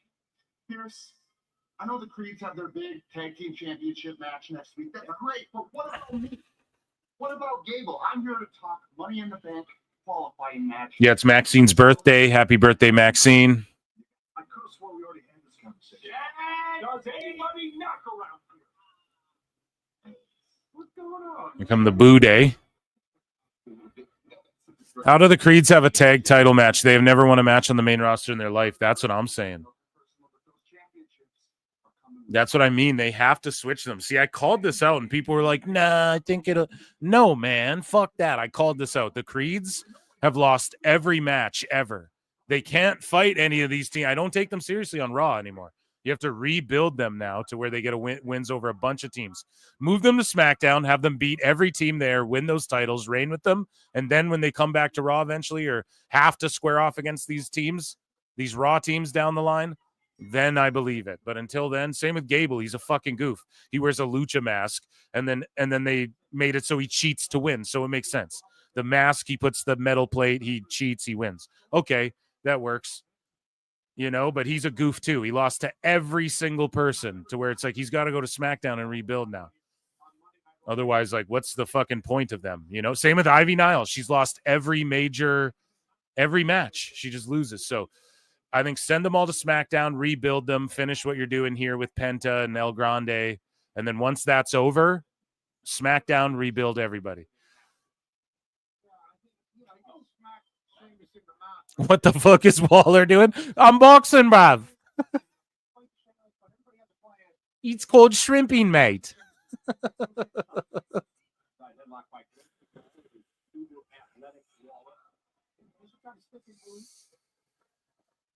They beat the War Raiders. The Creeds won. Well, I know, but dude, they come in and beat the X tag team champs like after those guys already beat the Creeds.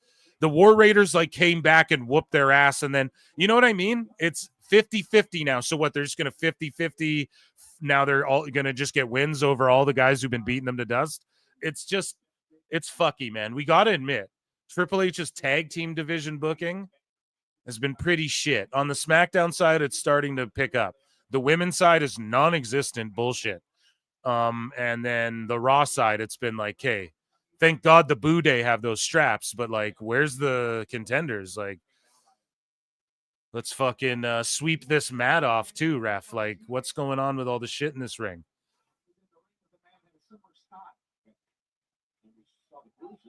There's shit all over the mat of the ring.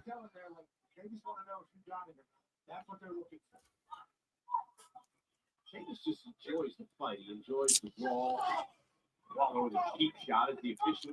Kicks and slaps. Waller's like Eddie Kingston in his ass with and he's got, this is what I love. He's got the punch, what's that boxing game with the kangaroo who boxes and shit? Look at that on his fucking knee pad, the Roo with the punching gloves. That's amazing. I think Dose is just super busy. Could be wrong. Just hope they don't ruin the Lucha Bros. They won't. They're having good singles runs themselves, and then they're going to a huge Beal toss from fucking Sheamus. Yeah, Waller just selling his ass off. Everyone loves Sheamus too. It's just a fun TV match. Kangaroo Jack? Nah, dude. Remember how they marketed Kangaroo Jack? Like everyone thought it was going to be about a talking kangaroo the whole time, but it wasn't. It was just, that was the dude's dream. In like one scene. It's the boxing kangaroo logo. Yeah. Cranky, bruv.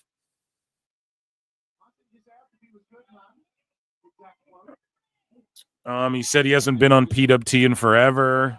Who?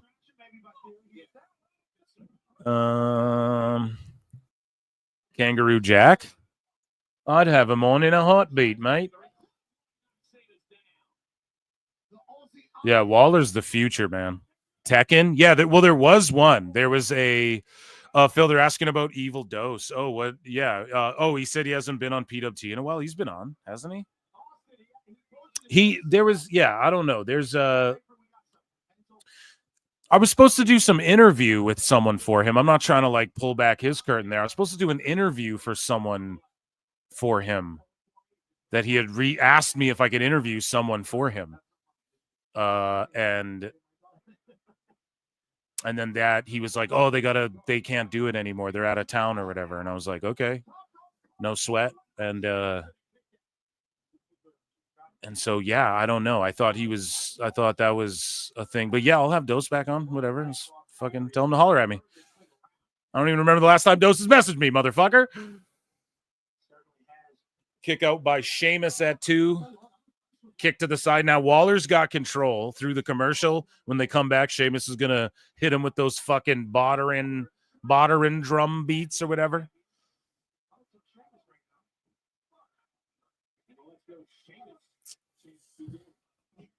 Crocodile Dundee. Streets of Rage had a kangaroo. Yeah, but he didn't have boxing gloves. Dose, haven't seen him on any channel in forever. Yeah, well, fucking say Dose. Message Phil, and he can come on this show. I'll have him on to watch Saturday Night Main Event or some shit if you guys want him. There's 3 PLEs this weekend, so I'll fucking send him a link. That Waller, like, okay, sorry, I'm distracted here. Waller threw. Okay, what is he doing?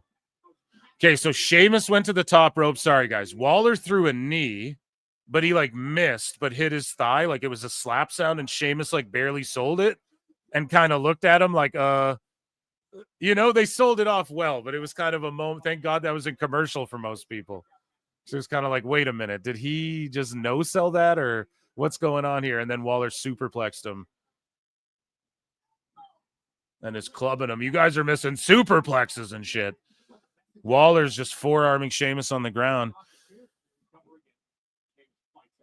Yeah, there was an Atari game, a game for Atari with a kangaroo with punching gloves on it. I remember that.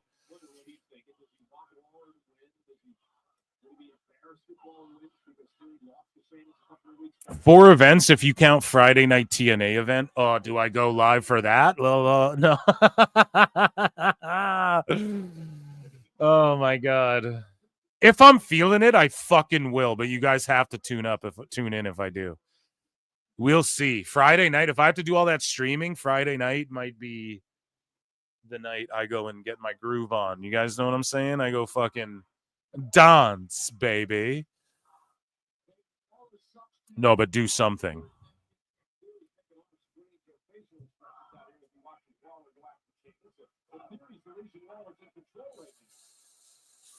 It's been a while since Marv's been on. Yeah, you know, him and I too, we just are lucky. When we catch each other, it's usually like a sperm of the moment to steal from Jim Cornette as I see your avatar there, like lately, because he's been going crazy and I've been going crazy too, like just doing so much shit. But when was the last time I was on TT Dub as well? Right? So like, I don't even know. Same with like Apollo. I should get Apollo back on the show too. You know what I mean? I got to get these motherfuckers. That's the problem too. I'm not always like, sometimes I put my shows together and I'm not even like, oh, I need a guest or anything, you know? I don't even think about that, to be honest, a lot of times. So unless there's something where I'm like, oh, like, okay, Awful's going to come talk about this book because he's writing a book, you know? So then I go, oh, I need Awful on to fucking, you know, do this or something like that. Then it dawns on me too. So it's like, oh, when I need legal jargon explained, where's Dose? You know what I mean? He knows more about this than me. Get him here, quick. Where's the bat phone? Good kick out by Sheamus there. Waller, here's the thing with Waller. How long can he hit that dive from outside of the ring into the ring, SummerSlam, spring up, fucking whatever? You know? Like how much longer, like when does that move leave your arsenal? When you're 35, when you're 30, when you're 45, when you're 55? And look, dude, look at Waller's like body. That's the effects. When you wrestle Sheamus, you're in for a fight, bruv.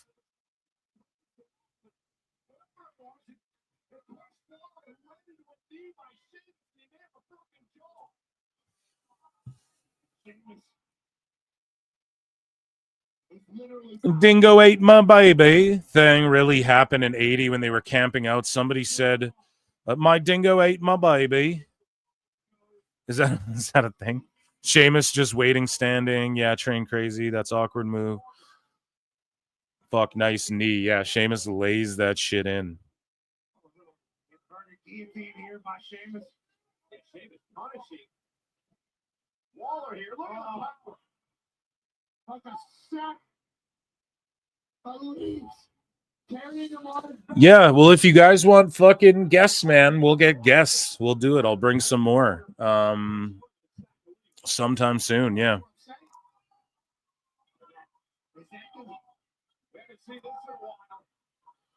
But yeah, Marv and I, we were going to record a pod and then we like missed each other. And then I did a TT Dub live, like, right. He's like, oh, just come on the live or whatever the fuck. And then I did that. And then we just were like, oh, that was cool. That was our pod.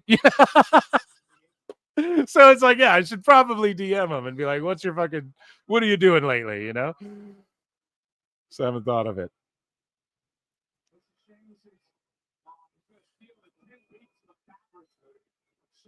But I got to bug everybody for this like podcast series I'm doing soon too. Oh my God. Is he going to white noise him on the apron? To the outside. Oh! What the fuck was that? Just guillotined him on the top? Like, Sheamus, what are you doing, buddy? That was fucking weird, man.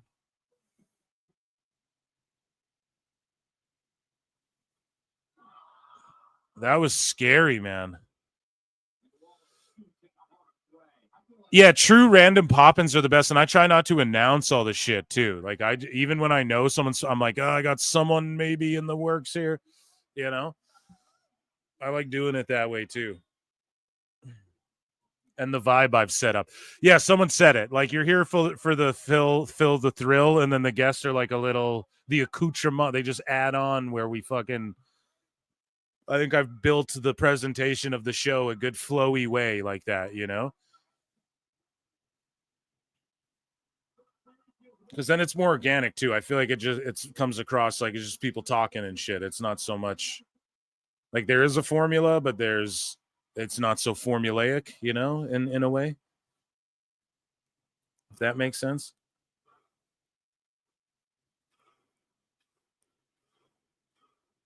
Here we go. Whole crowd's white hot for Sheamus.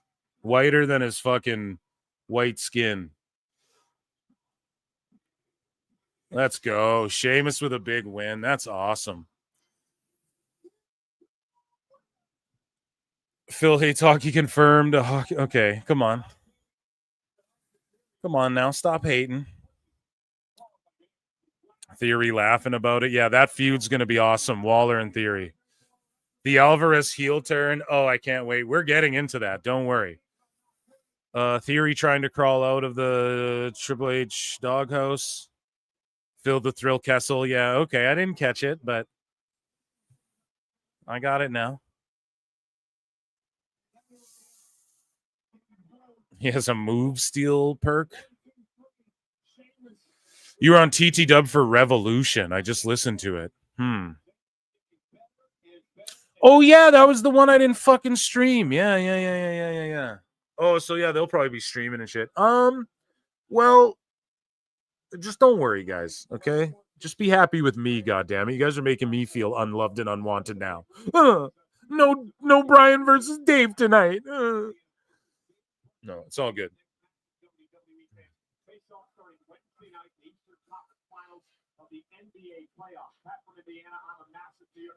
I got a cool guest coming on tomorrow, though, for a recorded pod, so make sure you guys check that out. It's just somebody that hasn't been introduced to the PWT universe yet. You know what I'm saying?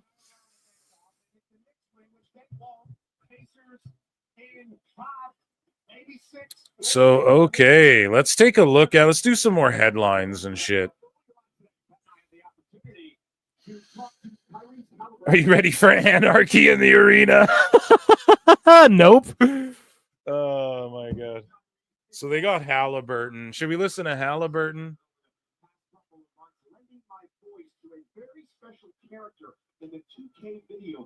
Plinian for 5 says, get loved on, Punk. Fuck you. No, you fucked up. You fucked up. No. Oh, my God. Thank you, Plinian. Listen, I know you guys love me. Can flute shirts be made? I got all that coming, guys, okay? I got all that coming. Don't worry. Do not worry, okay? It's just in the process. And everything's going to be limited, and it's going to be very good quality because I'm picky about that shit. And we're probably, the way to do it is if I crowdfund it, that way I don't need to order a box of shit that sits in my house. It can just... everyone gets what they want. You know what I mean? And we just do it that way, and I'll just do exclusive drops. So everything's limited. Everything's, you know, here's a window. You get this or you fucking don't, you know? So, and then I'll make some shirts just with the logo that you can buy year round. I think that's the way to do it. How about Millennial Smark, bro? Listen, here's the thing with Devontae Rackley, Millennial Smark. If you guys go hound him to come on, we've talked. He said he's down in the future to come on. I love that dude. I love his vibe. I like his videos. I think that dude's a great dude. Just from the little I've seen of his interactions and comments and just listening to his videos. We're very similar. He can just go off on these like fucking ridiculous tangents and shit. We've talked. He's like, I'm down to come on a bit in the future. he's like, I don't think now's a good time. Da, da, da, da, da. And I was like, that's cool, bro. Like open door policy. But that was a long time ago. And it's just like, I don't pester people. You know what I mean? But I told him I'm a fan of his. I got his back and shit when these sickos are coming after him in his YouTube comments, you know? I'm like, I got your back and shit, cuz, you know? And and I DM'd him that and shit, and we're all cool and everything. And I would love for him to come on absolutely any fucking time. That would be an amazing show to do. I'd love to talk to that dude. So yeah, go bombard his comments, I guess, and maybe he'll get annoyed enough to come on and cut a promo on me. That'd be awesome. So yeah, shout him out.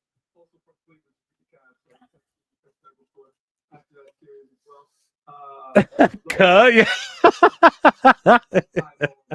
Got your back and shit, cut. Let's do it. You already know.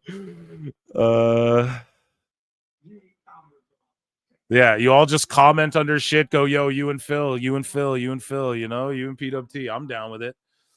I'll send my Illuminati out there. We're watching. We're watching, everyone. Beat your whack. Yeah. Oh, man. Good shit, man. That's good shit. I'm logging all the shirt ideas. Yeah, 626. I got the shirt ideas, brother, too. That's the thing. I got them, but I just need someone to, like, bring them to life. Bring me to life. Wake me up. Wake me up inside.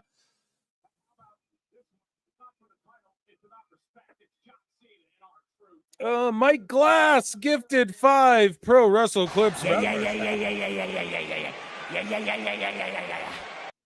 Hopefully fucking Bryan Alvarez got one of those. Mike Glass, thank you so much for allowing others to let the hate flow through them. There you go. You get one. Be gone. I don't have a good Sidious, bro. I'm sorry. I try. Here we go. They're running. I'm hyped for Saturday night's main event. I don't care what anybody says, dude. You're lying if this Jey Uso Logan Paul match isn't gonna have the crowd on the edge of their seat. Like, are they gonna put it on Logan? Are they gonna fuck around and put it on Logan for the Melties? You know. Thanks, Cole. Well, speaking of that match, I'm here with the ring general Gunther. Earlier tonight, you said you didn't care who won between Logan Paul and defending World Heavyweight Champion Jey Uso this Saturday. But how about getting you on K100 or 83 weeks? Yeah, all you guys got to do is like spam people. Well, not spam them. Like, I don't want people to think you guys are fucking idiots, but you just need to ask them. Go under their shit and ask them and be like, hey, what's up? What's up? Here's the thing. Like, Hughesy's come on this show and said, yo, Phil, I want to get you like linked up with Disco and like we're planning on doing that. And he said it a while ago. He wasn't meaning to talk shit. It's just that like they don't give a fuck. Disco's busy. He runs a club and all this shit. Like, what is he? You know what I mean? He doesn't give a fuck about what I'm doing over here. But yeah, man, those are friends of the show. Like, sure, that'd be amazing. Same with Bischoff. He's quote tweeted me and shit, reacted to shit I've said about Meltzer. Or one time I was like, another win for the good guys. He quote tweeted it and shit. You guys just go under his post and be like, yo, you should make fun of Dave Meltzer with this guy, Phil. Maybe he'd fucking do it. Maybe he doesn't care to. And that would be cool. Bischoff, that'd be amazing. Like, I mean, come on. A guy who ran WCW. That'd be insane to like talk to him. I would just love to like chat with that dude. And then, yeah, Disco and shit. I mean, that'd be awesome to do. I mean, I know they're fucking, yeah, it's all good. Just stay tuned. And we're only in year 2, guys. Or what year is this? A PWT year 3 now officially, 2-year anniversary. So this is like the first few months of year 3. We're still early. We're still climbing. Don't worry. That shit will happen. Mark my fucking words. Like, you will see me cross over with Disco and all the Conan and all that shit. And it's not like they're unaware. You guys got to know that too. It's not like they're unaware of what we're doing over here, okay, and what we're building over here. It's not like a lot of people aren't aware. So just stay fucking locked in. That's all you can do, and it'll happen. I promise. And just keep like supporting me and vocalizing your support. And tuning up to these live shows like you guys do. Fucking hundreds of people on Mondays. And as the show goes on, the viewership climbs too. Like, we're at above 300 people watching now across X and YouTube. Show started, we were at under 200. So I just appreciate you all, man, and keep throwing it out there. And yeah, it'll happen. It's just a matter of time. It's not if, it's when, you know?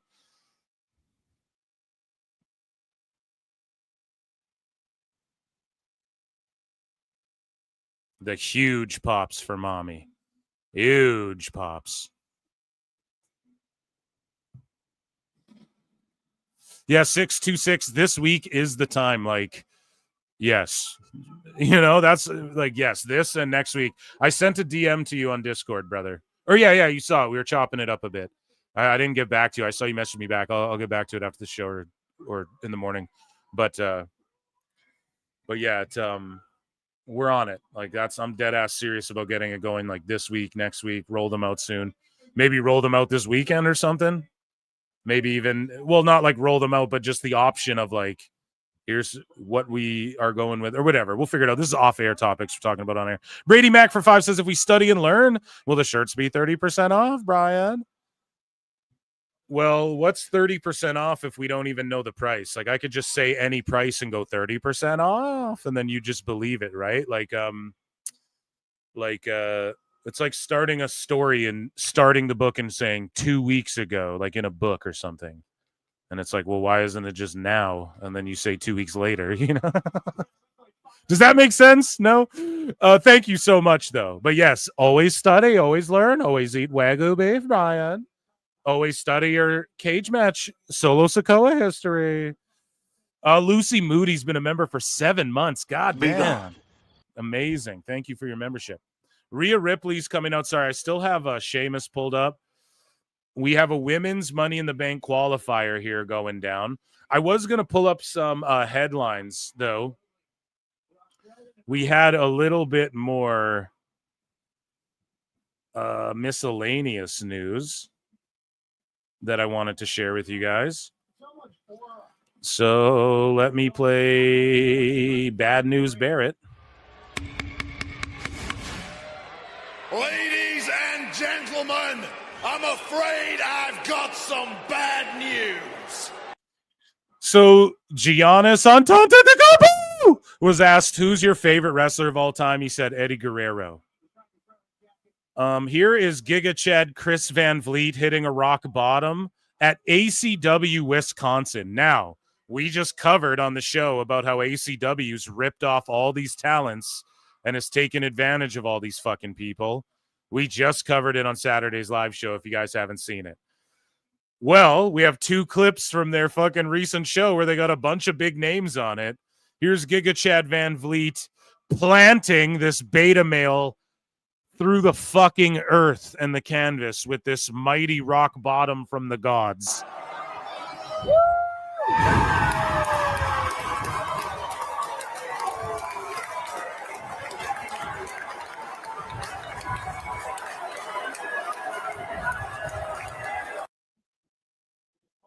The Giga Chad slam, dude. The Giga slam right there. Let's fucking go. So he's getting his money, you know that. And then you scroll up here, and here's JBL and Hornswoggle doing this spot again. So they're just like doing a world tour of doing this fucking trash can spot.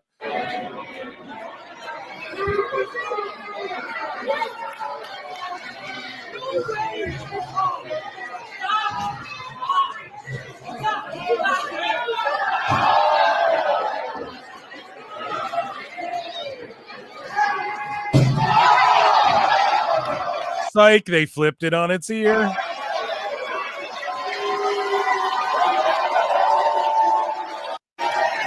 So you know that JBL and Swoggle got their dough, or else JBL was fucking dishing some dirty lariats out there. Brand new Duke. So ROW signed Duke. I guess Duke Hudson. I don't know if he signed there or what, but he's just working there. And I forget his name, Duke Henderson or Duke some shit. But yeah, he's there. Duke Hansen. Sorry, it says it right there. So Duke Hansen, and he has a new theme made by Downstate, because that's what you do when you leave WWE. And he's there in ROW doing multiple dates and shit, thanking them. So good, because he was working there a bit, helping develop, and I don't know. Kairi Big return. So the next Wrestling Revolver event is the Jerry Lynn Invitational on August 9th. So go and check that out. Wrestling Revolver doing a lot of bigger houses and shit. Nikki Bella set the record straight regarding the news that came out recently on her divorce settlement. So you guys heard me talk about this a bit on the last PWT live show. Nikki Bella responds, and they're saying that she, we read over some of the stuff. I was like, this is fucking weird. Our noses are just all in their like child support business. Whatever. Just the headline is she gives him $3,500 a month and $200K in a lump sum or whatever. And Nikki Bella says, I hope you all read this because you all don't understand the law. Child support is about income per year. So whoever makes more, and depending on how much they make a year, they pay monthly. We have 50-50 custody. California state law on the $200K is because he didn't sign a prenup. So that's alimony. Has nothing to do with anything else except divorce. You'll need to educate yourself and stop assuming off of click hate headlines. But here's the thing, though, Nikki. What's anyone assuming? We know it's because of divorce, and we know it's because you made more money than him. That's what everybody assumed. People saying, oh, she lied about the domestic stuff. Well, listen, that's what the judge made it seem like and shit, and that's what everyone reported. So I don't know if there's idiots like, oh, it's because she lost whatever. Yeah, like, no, anybody with half a sense knows that you just made more money, and obviously you didn't sign a fucking prenup. And he didn't sign a prenup. What the fuck? God damn it. Mickey, marry some fucking tech guy with billions of dollars, okay? Like, Jesus Christ. Anyways, Brock Lesnar's daughter, Maya Lesnar, has claimed her fourth consecutive shot put title at Mountain West Conference Championships, Colorado State. Right? And here she is throwing a fucking shot put here.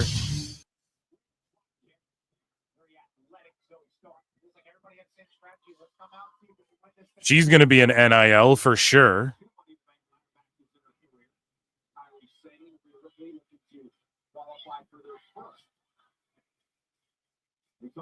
Got all of her dad's genes, dude. She got all of her dad's genetics. Is fucking gonna be an NIL recruit, should be at least. And so Tegan Knox or Nixon Newell took on Danny Luna, and she decided she was gonna turn fucking heel, man. That's what it's all about. That's what it's all about.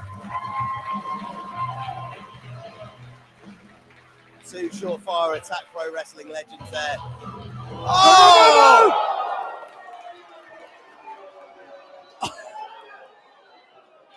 You've got to be kidding me. I mean, I would argue she's well within her right, Sean.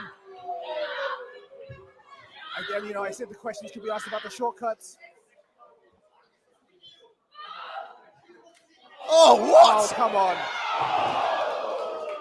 And a shining wizard to the back of the head of Danny Luna. But this is probably an excessive reaction.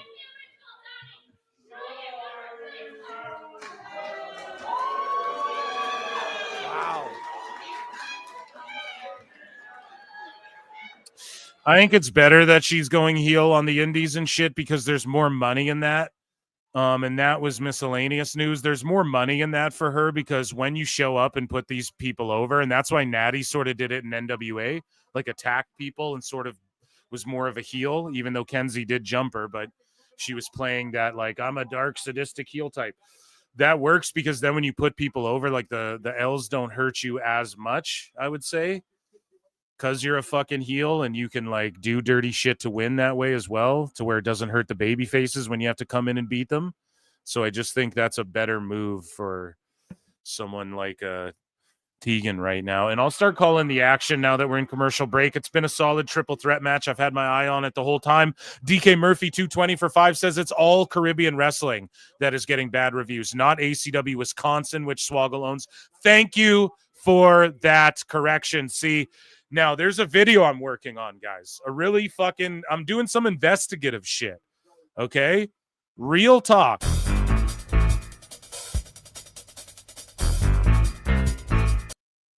And I had to start looking up these old feds and shit. right? And there's like this old Fed that existed. I can't wait for this video I'm working on. And there's another Fed with the same name now. Exact same name, totally different Fed. So thank you for clarifying that, because I wasn't sure. I was like, ACW, is this the same one ripping everyone off? My apologies, Swoggle, Dylan Postel, JBL, Van Vliet, all you guys.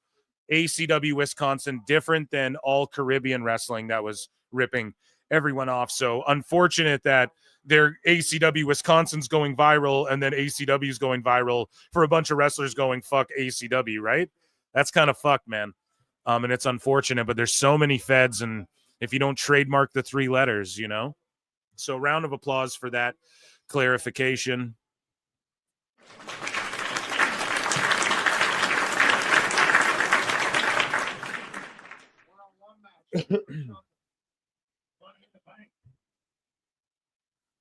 I'm pulling for Kairi. I gotta be honest.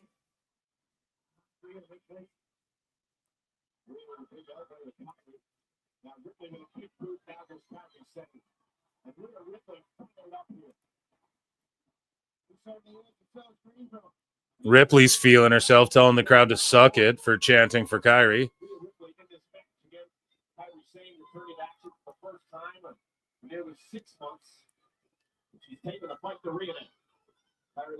The doc carried Zoe out, so she really got fucked up, huh? Zoe got carried out then. Jesus. Yeah, because the ref's talking to them a shitload during commercial. How did she land? Does anybody have the landing? Shit. Ladies and gentlemen, the situation here in Greenville, South Carolina is this. This triple threat match between Rhea Ripley, Kairi Sane, and Zoe Stark is now a one-on-one match to qualify for the Money in the Bank contract ladder match. Zoe Stark, moments ago, tried to deliver that sniper pistol drop kick off the top rope. She landed awkwardly, and the fear is that she is re-injured a knee that... Well, let's see. Sorry, guys. I'm trying to find it here.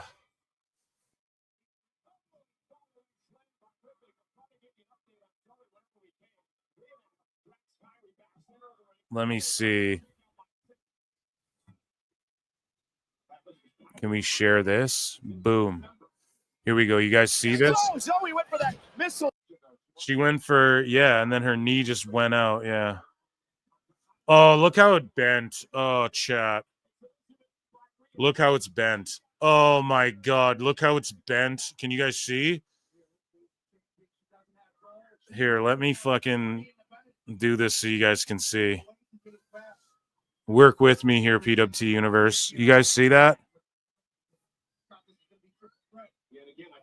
See how it's bent like that? Super unfortunate, man.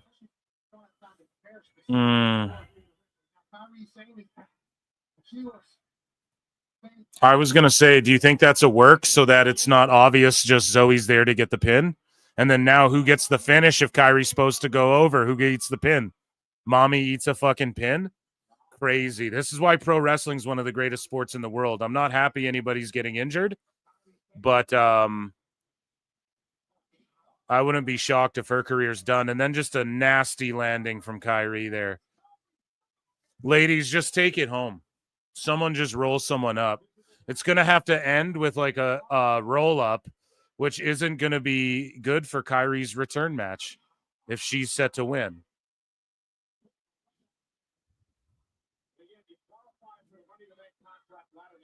So they got to call this whole match on the fly now. And you have 2 brilliant wrestlers who are about to do that, but Zoe's not there to eat the pin. So what do? Now, I thought they worked the knee injury in there because I didn't see it till when I watched that clip there, and you see, because what I saw was her go down, and then you guys are like, they're carrying her out, and it's like, so this is I thought they were just doing the feigned knee injury. They do that like every match. Oh, I tweaked my knee, so that's actually fucked. And when you see it bent back like that, she's cooked. That might be her career right there. Spinning back fist.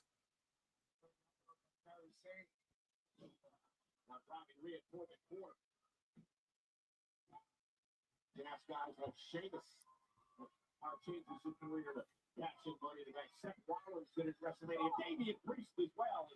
running what did she call that? The sliding elbow or whatever the fuck? A sliding forearm.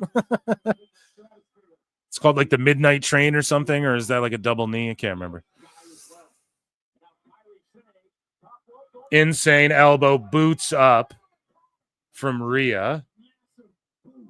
Sky's just coming back. She did just have a hand injury though, so I'm not like terribly worried about like her taking some rough bumps or anything. It's not like Nia just dropping her on her neck and shit.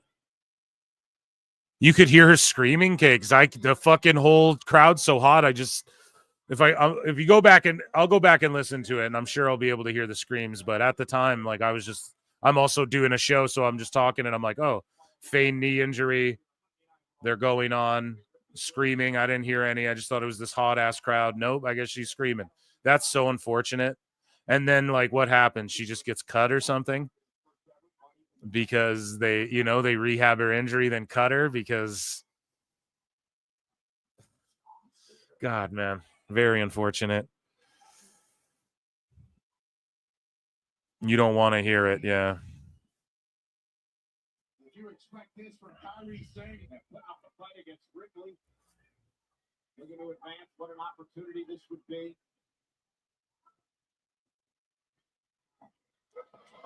Okay, so there's the headbutt. Oh, is Rhea just going to go over? Yeah, okay. They just had to call it on the fly. Pretty shitty finish.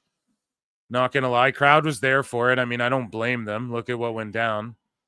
And just a riptide, clean finish on Kairi for Kairi's debut return debut, whatever you want to call it. They didn't mean to do that, but they had to do that. Good for Kairi. I wouldn't say it hurt her, but that's kind of like, what the fuck? Clearly Zoe was supposed to take the pin from Mommy.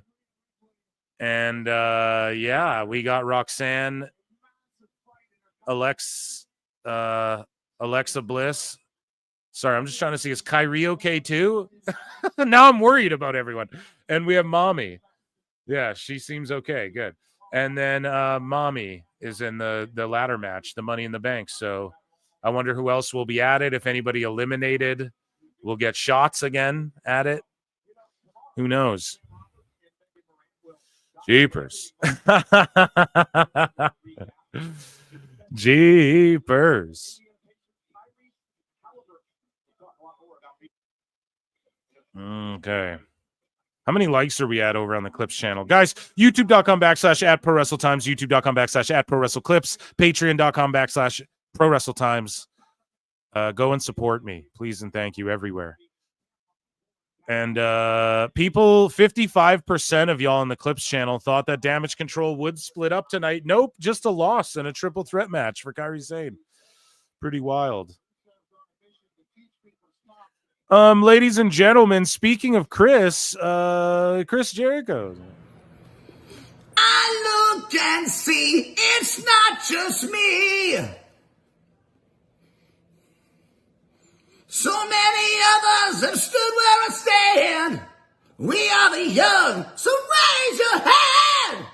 They call us problem child. We spent our lives on trial. We walk an endless mile. We are the youth gone wild. We stand and we won't fall. We're one and one for all. The writing's on the wall. We are the youth gone wild. Let me get wild.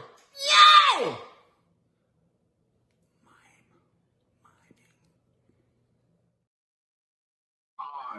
I look and see it's PWT.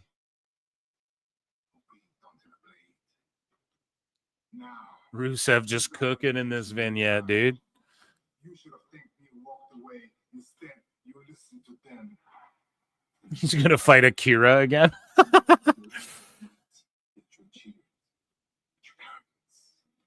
Just sucks because this was Zoe's chance post PFC. Yeah, you're right, dude. They kept her for a reason. Yep.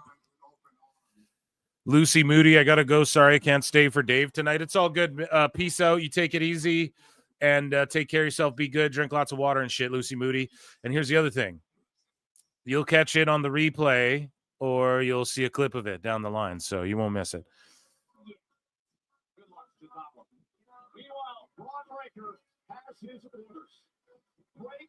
Now, someone told me, and I don't know if it's legit, but apparently Braun got like talked to or something about like, and this isn't like heat on him or anything, because people will, if Dirt Sheets heard this story, they'd be like, oh, there's heat on, reported heat on, but apparently Breaker was like, bro, you got to not potato the fucking top guys, you know what I mean? Like, you gotta fucking, we know you can spear like a motherfucker, but like, you gotta fucking slow down a little bit, you know? Because like these dudes, like, you can't fucking hurt Punk. Imagine you hurt Punk or something, like, you just can't do it. But again, that could just be complete, I don't know. It's why I'm not a dirt sheet. I don't play those fucking games. There's no way of really knowing if that happened, right? Unless you're in the fucking room. And if there was a WWE writer telling me shit, I would go, there's a WWE writer telling me shit. And I would just be like, yeah, either don't tell me shit, because I'd tell them, don't tell me shit, because I'm just going to tell everybody. Here we go. The Boo Day are here to cut a promo. I love that. So Xavier Woods sticking with this haircut, the cornrows with the Jerry curl with the Razor Ramon. So clearly listens to PWT confirmed. Steiners are going to Steiner. Yeah, I mean, whether that's real or not, but it's just like, because after last week, he's working with Seth now and Jay and all the top guys are like, bro, you got to just don't hurt these guys, you know? God forbid. And like, I'm willing to believe that. Look how he fucking spears people into Obliviacree, you know? I could totally see Jey Uso being like, look, who's we got to fucking ease up on that shit a little bit.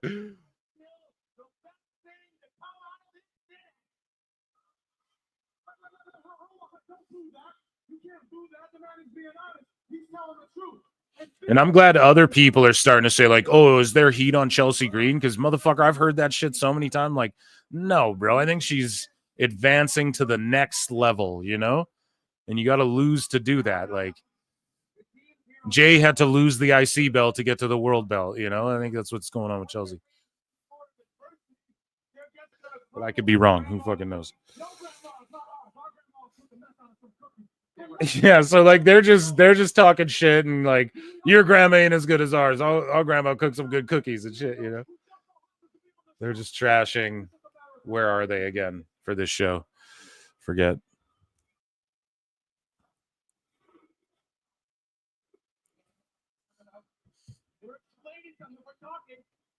A-Town down. They've been fighting for like a calendar year. So any day now, Grayson Waller's gonna kick Austin Theory's head straight off his shoulders. Now the Creed boys are. They got some talent. I like those. TWRP used a PWT tweet on their show yesterday. What's TWRP? Can you please tell me what that is? And good, cool. Let's go viral.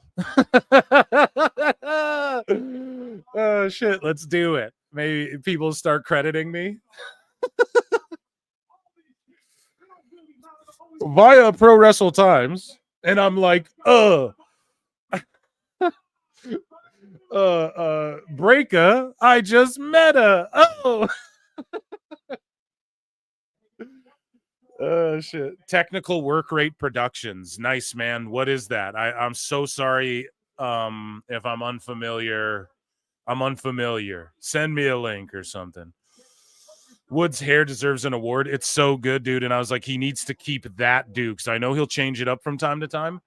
Like, Woods will show up with a wild-ass do. The next week is just, like, normal again.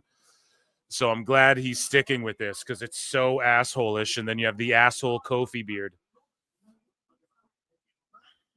Oh, I'm not big-timing anybody. I'm just the worst at remembering names and fucking dates, man. I promise. Every show, I'm like, when's Double or Nothing again? When? Oh, dude, Roxanne. Oh, my God, Roxanne in the Judgment Day. Oh, my God, Roxanne's in the Judgment Day. Wow. Sometimes in life, you got to be a hoe. Wow.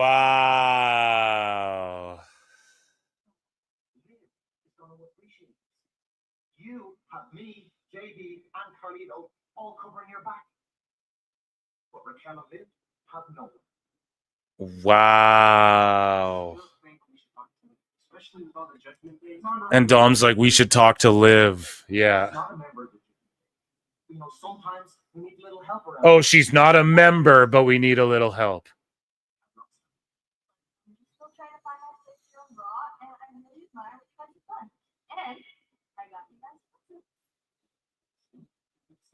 I'm so down. I'm so down with this.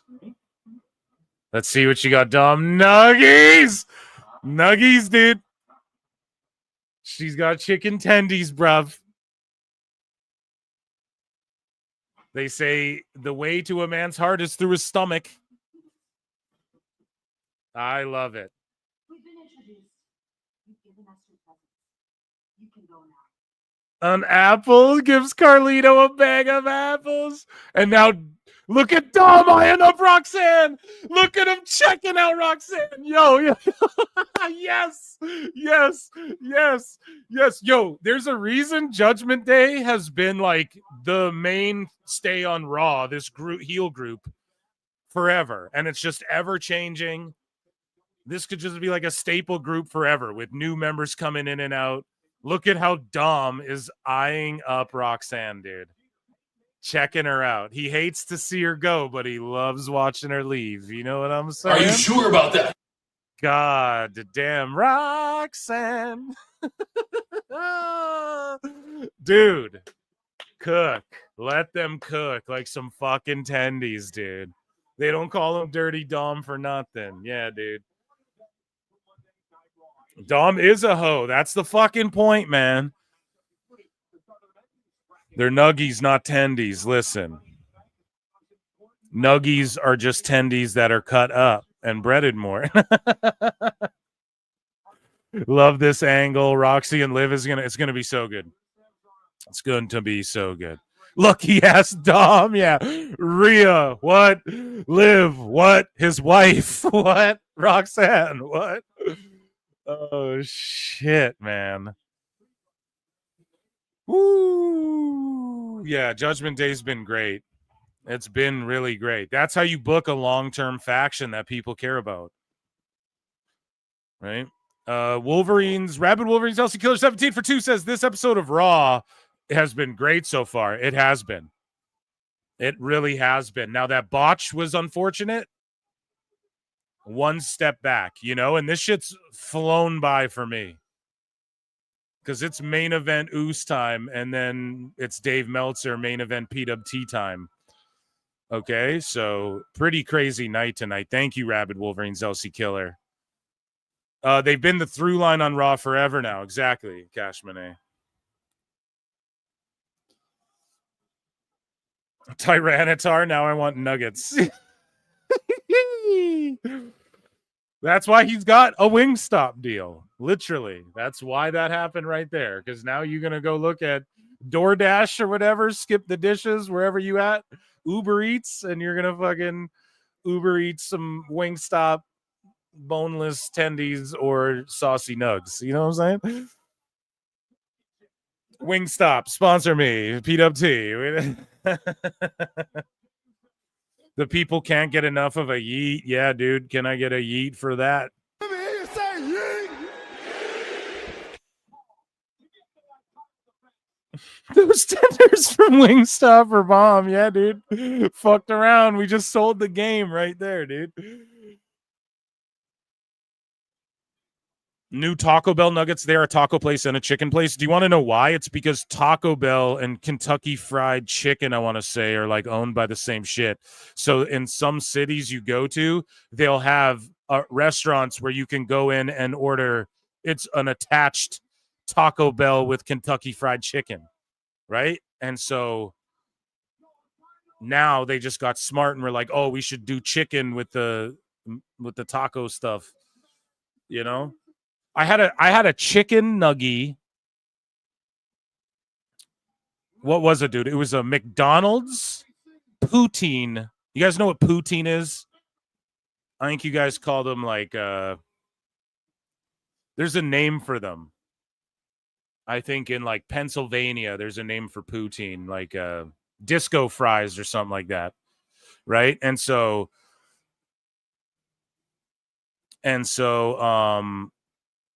Either way, a poutine is like gravy with cheese curds and fries. It's very Canadian. Okay, but I had a poutine, but it had like tortilla chips on it and sauce and like chicken nuggies in it, like cut up chicken in it from McDonald's. It was crazy. I saw it. I was like, I didn't even know they made shit like this. So I tried it. It's pretty good.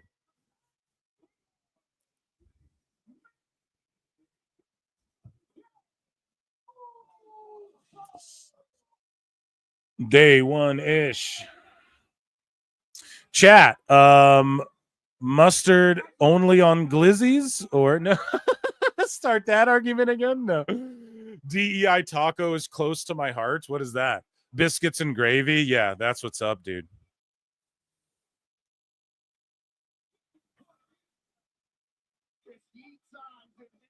Pencil Tucky gravy fries. Yeah, those are called gravy fries with cheese, bro. We don't. Corn dogs okay too for mustard. Yeah, what my argument is dogs should only have mustard. You don't put ketchup on dogs, on glizzies, right? At least in my opinion, at least how I was cultured to it. It's like blasphemous, you know? Yeah.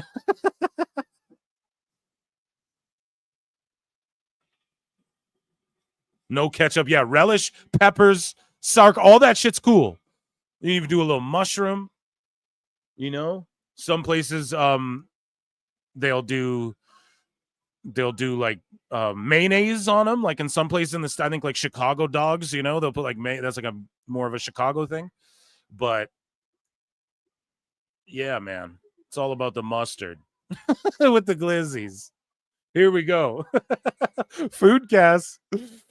Shrooms on dogs. Some people do that. I'm not saying I'm one of those guys, but some people will do like a you know, the Swiss cheese and shroom. They do that on burgers and dogs and everything, you know.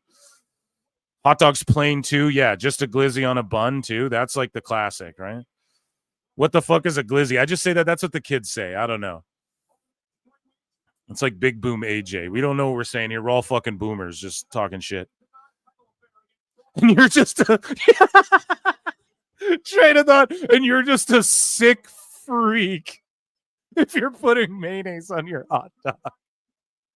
Hey, man, go to Illinois and say that. I think that's what they fucking do, man. You what?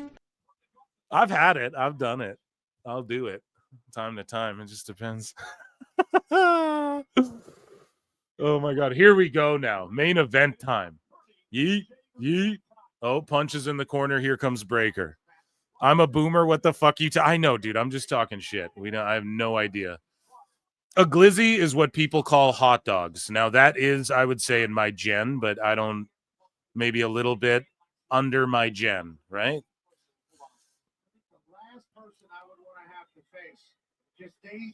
No, we don't. That's a Cali thing. Okay, is that a Cali thing? People in Chicago don't put mayo on hot dogs. People from Minnesota, Minnesota. Why? Well, why don't you tell me why we put mayo on our? Well, I don't know. Why don't you tell me why there should only be mustard on glizzies? Oh my God.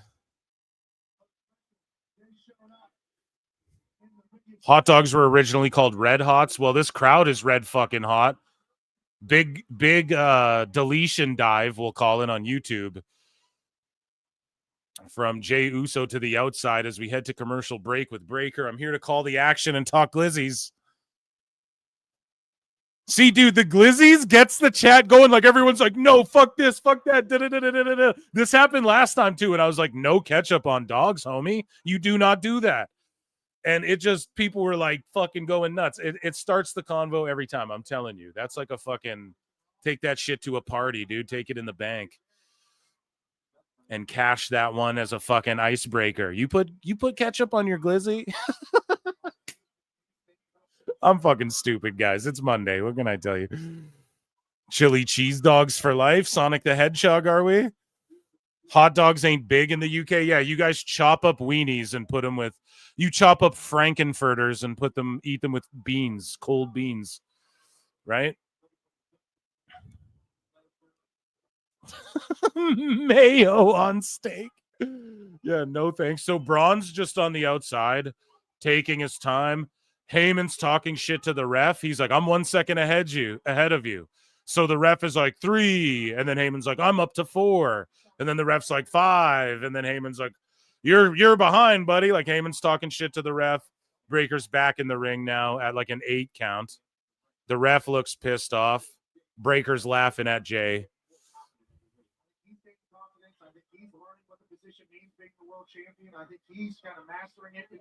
No mayo with a steak and cheese? Yeah, absolutely, dude. You put some fucking...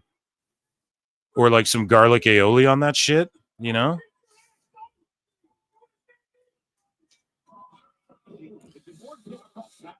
Corn dogs? Yeah, those are cool too. I like those from time to time. Pause. There's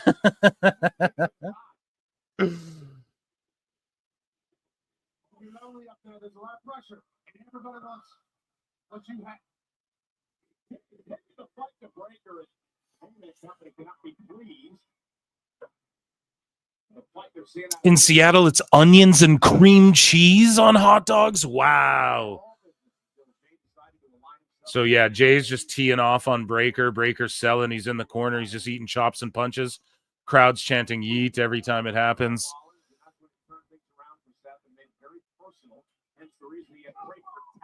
Last week. I think Seth's going to find a reason to become champion, especially if play him and Paul have been operating, and obviously their hit dog from Breaker.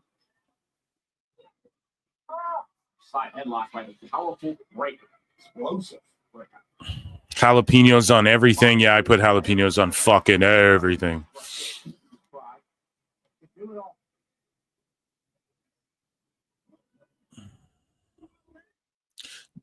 Oh, taco talk now? You don't want to go there with me, bro. Just kidding. I fucking love... My wife makes the best fucking tacos. She makes like these baked bean tacos, man. Black bean tacos. Oh my fucking God. But yeah, tacos are like... That's where you play around, man. That's where you can do different... It just depends what you're working with. You know what I mean? And burritos are one step removed, right? But when you're doing tacos properly, it's like, depends. Are you putting fish in there? Are you putting fucking beef in there? What are you doing?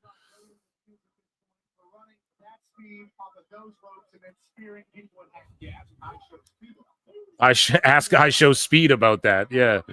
Here we go. Breaker beating down. See, I think Breaker... This should be his Brock Lesnar run, right? So we got to see him like whip 2 dudes in a handicap match next week or something. It's hard because you have Rusev on this show too. 2 destroyers, man. Everywhere you go, I guess, in WWE, they got destroyers. Obafemi, then you got the Samoans on the other side.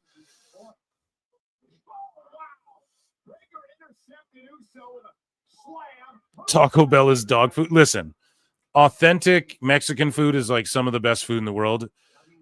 Taco Bell's bomb though. I don't like, I know people are like, oh, I get the shits when that's never happened to me. I fucking love Taco Bell. I think it's awesome personally, even though like I definitely know the difference. Like I totally understand. Been to Mexico, definitely understand the difference between how inauthentic, you know, the fast food version of American fucking tacos are. Mexican food is, you know what I'm saying?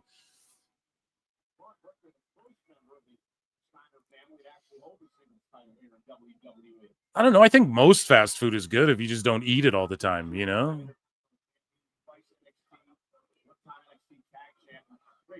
Oh my God. And a belly to belly where Jay, like, see, this is what we're talking about, Braun. Don't do this. Don't fucking drop Jey Uso on his head and neck. No, Jay's okay. He rolled out of it, but like that was sketchy right there. But I think that's more on Jay for not getting over, no? Like, was Braun supposed to power him over more? Braun's really fast. He is powerful too, but he's more of like a... He's not like powerful in the way... And yes, I know what I'm about to say. Like, yes, he'll gorilla press someone over his head. But he's not powerful in a way where like he's Beal tossing guys around and hitting them with like multiple power bombs with Brock and shit. He's like super explosive. So he'll like jump up fucking 6 feet in the air. He'll fly at you at 23 miles an hour, you know? He'll hurl his body and set a fucking long jump record coming down the ramp with a spear. Like, he'll do shit like that, but he won't like throw you and spin you in the air like a fucking pizza, you know? So when you're taking a belly to belly from him, you got to fucking throw yourself a little more than, let's say, if like Brock's tossing you, you know what I mean? That's the point I'm getting at. Brock will probably get a guy like Jey Uso, whether he wants to or not, he's going over, you know? Whereas Breaker, like, yeah, he's explosive, but you got to help him out a little there. You know, Jay's not like a small dude by any means either. Like, if you saw him walking down the street, it's not like you'd fuck with him. You know what I mean? Not that anybody should fuck with anybody, right? Peace and love here in the chats. You guys save your angst and anger for Dave Meltzer, Tony Khan, and me. Roast me in the chat. Okay. Jay going for a dive. Oh.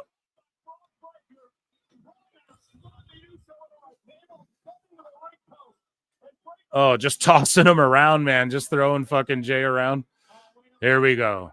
See, this is what I mean. Like, Breaker will jump from the apron across the shit to the table, over the table, you know?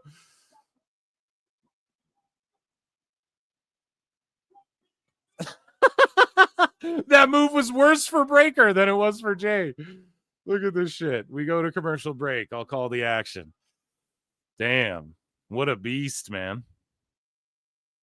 Yeah, we're going to get the Meltzer segment when Raw's done. You impatient sons of bitches. No, I love you all. Thank you for tuning in to the Dave Meltzer segment. Yes, we're going to talk about Meltzer and Alvarez melting down because Meltzer just fucking lies about shit and Alvarez is trying, you know?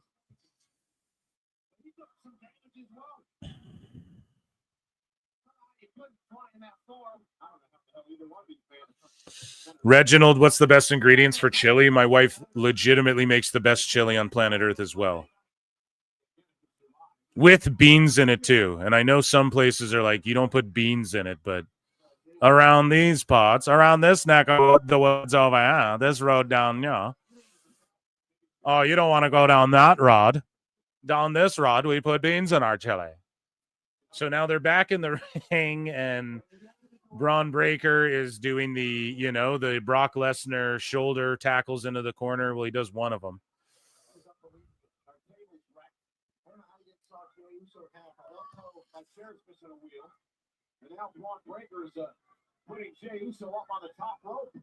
Here we go. We're going to get a Brana Kinrana. The Steiner, the Frankensteiner.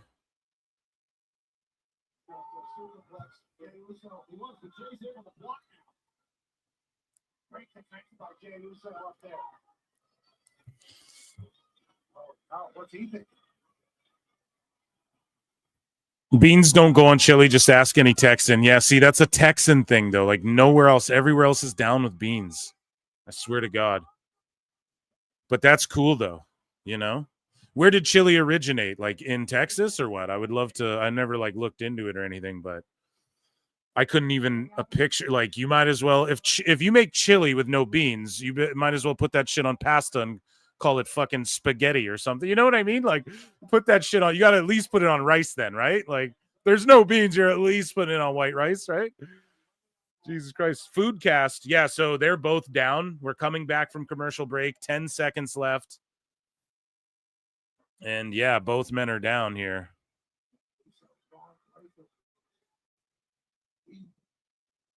Did chili legit come from Chile though? I don't know, dude. Like, you'd be surprised at fucking, you know, sometimes you're like, oh, this food didn't come from fucking wherever. I don't know. I didn't look into it.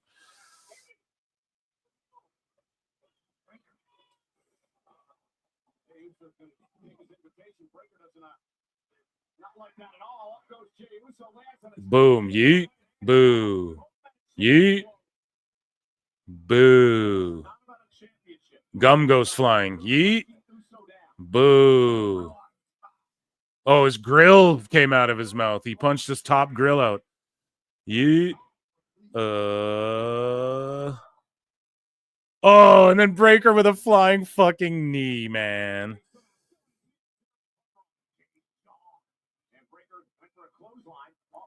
The history of Chili's well documented. Yeah, I just never looked into it, bro. You know, I'll Google it one day. You know, I promised my wife knows. I just didn't. I just enjoy the shit. I didn't ask. You know. You just obviously haven't studied and learned the Wagyu beef business, the chili beef, the Venice. You get venison. Okay, with chili. Study Wagyu beef.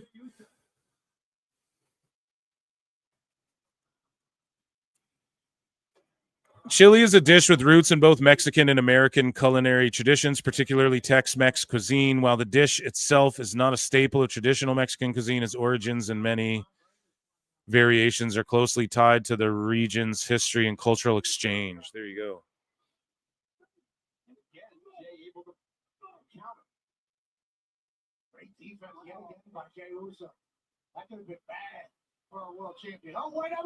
Oh, here we go.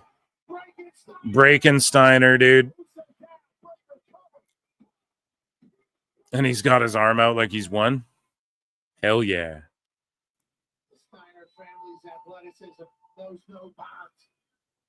Since Texans invented chili, they get to say what does and doesn't go in chili. No, absolutely. That's absolutely. If they say no, chili's not supposed to have beans, it ain't supposed to. But I'm still going to put fucking beans in it. You know what I mean? I'm still going to prefer mine with beans in it.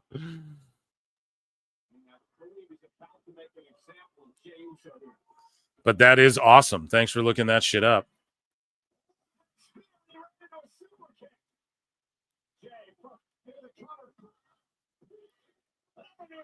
And yeah, I only know that too because my wife was like, "Oh, there's not supposed to be beans in chili, but I do. I put it in mine anyway." Like, you know, she explains to me her dishes and shit.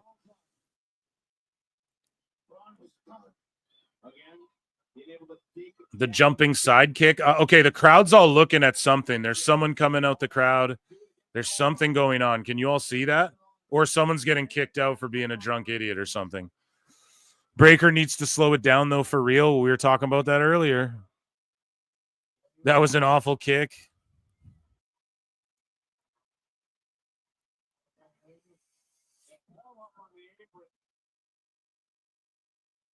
What does this dastardly Paul Heyman want?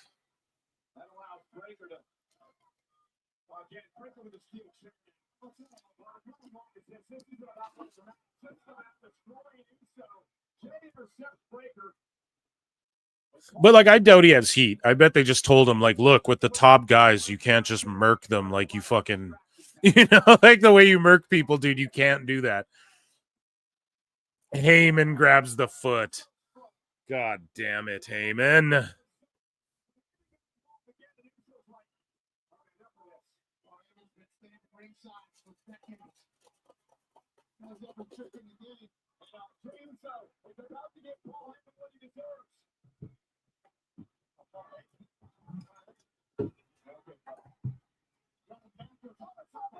Oh, there he is. Yeah.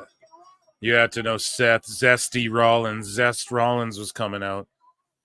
And now he's stomping out Jay. And, of course, Jay keeps the world title. Or if it was non-title, he doesn't lose.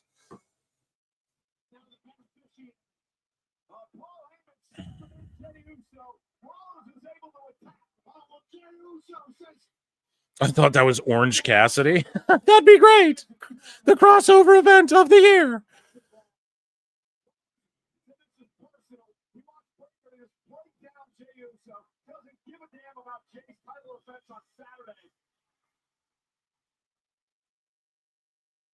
So Sammy will hit the ring and then show will end with like Punk coming out or something.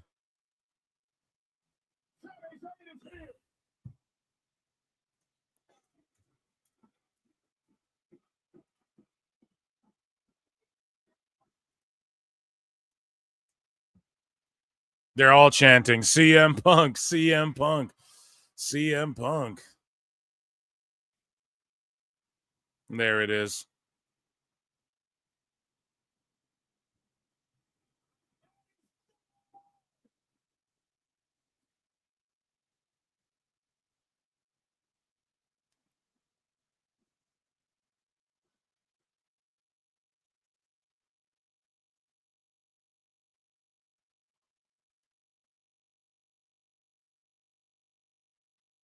Oh, yeah, they're all singing the theme, dude.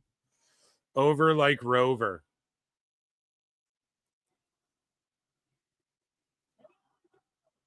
They're just singing his theme while he runs in and fucking brawls. Let's go. Oh, yeah, getting us hyped for Saturday Night Main Event. Is Saturday Night Main Event a PLE? It's not a premium live event, is it? They don't consider it that, do they?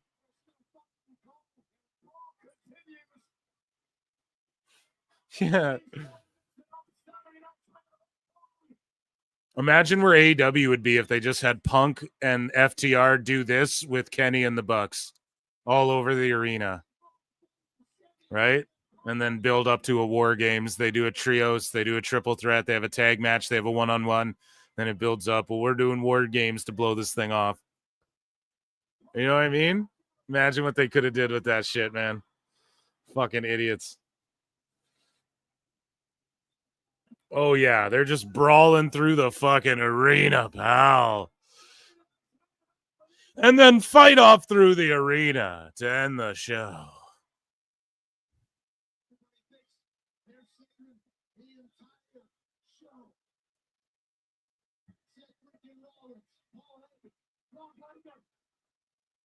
Jey Uso's in the ring. Oh, and then there's Logan Paul with a one punch. Knocks him out to end the fucking show.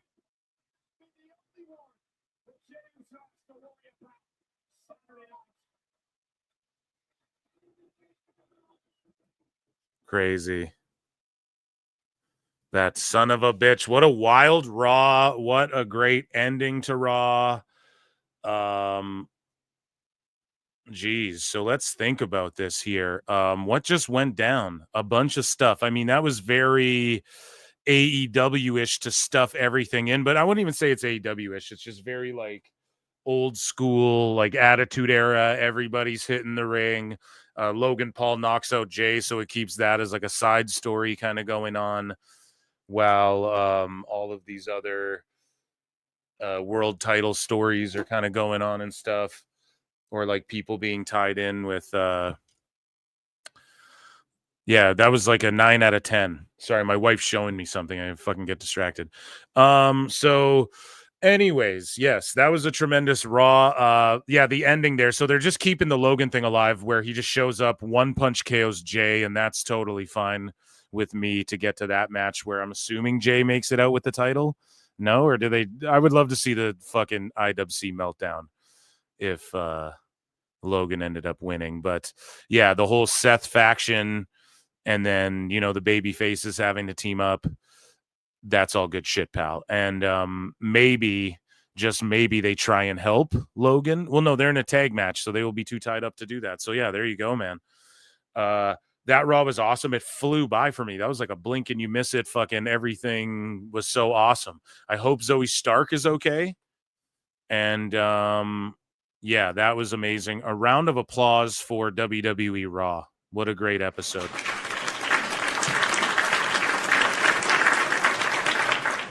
Crowd was hot from start to finish too. You know what I mean? I do want to see some flutes in the chat though, if you all don't mind.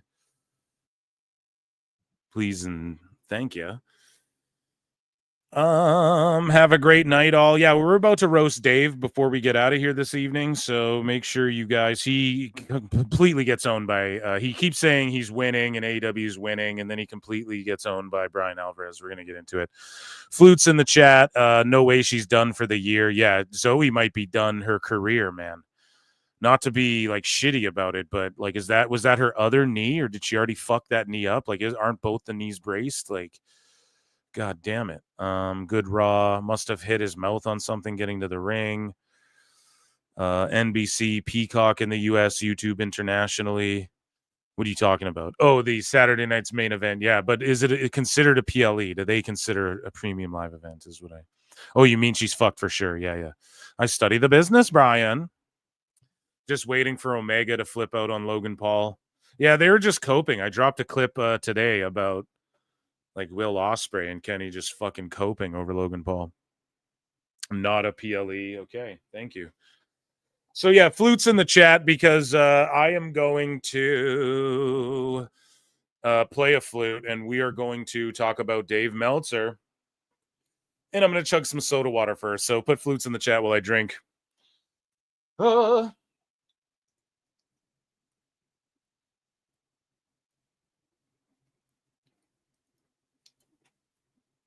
Okay.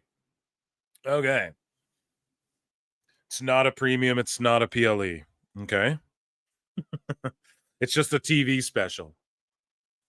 Liquid Death. No, is that soda water? I've never had one of those. Is it just water or is it soda water? What is that stuff?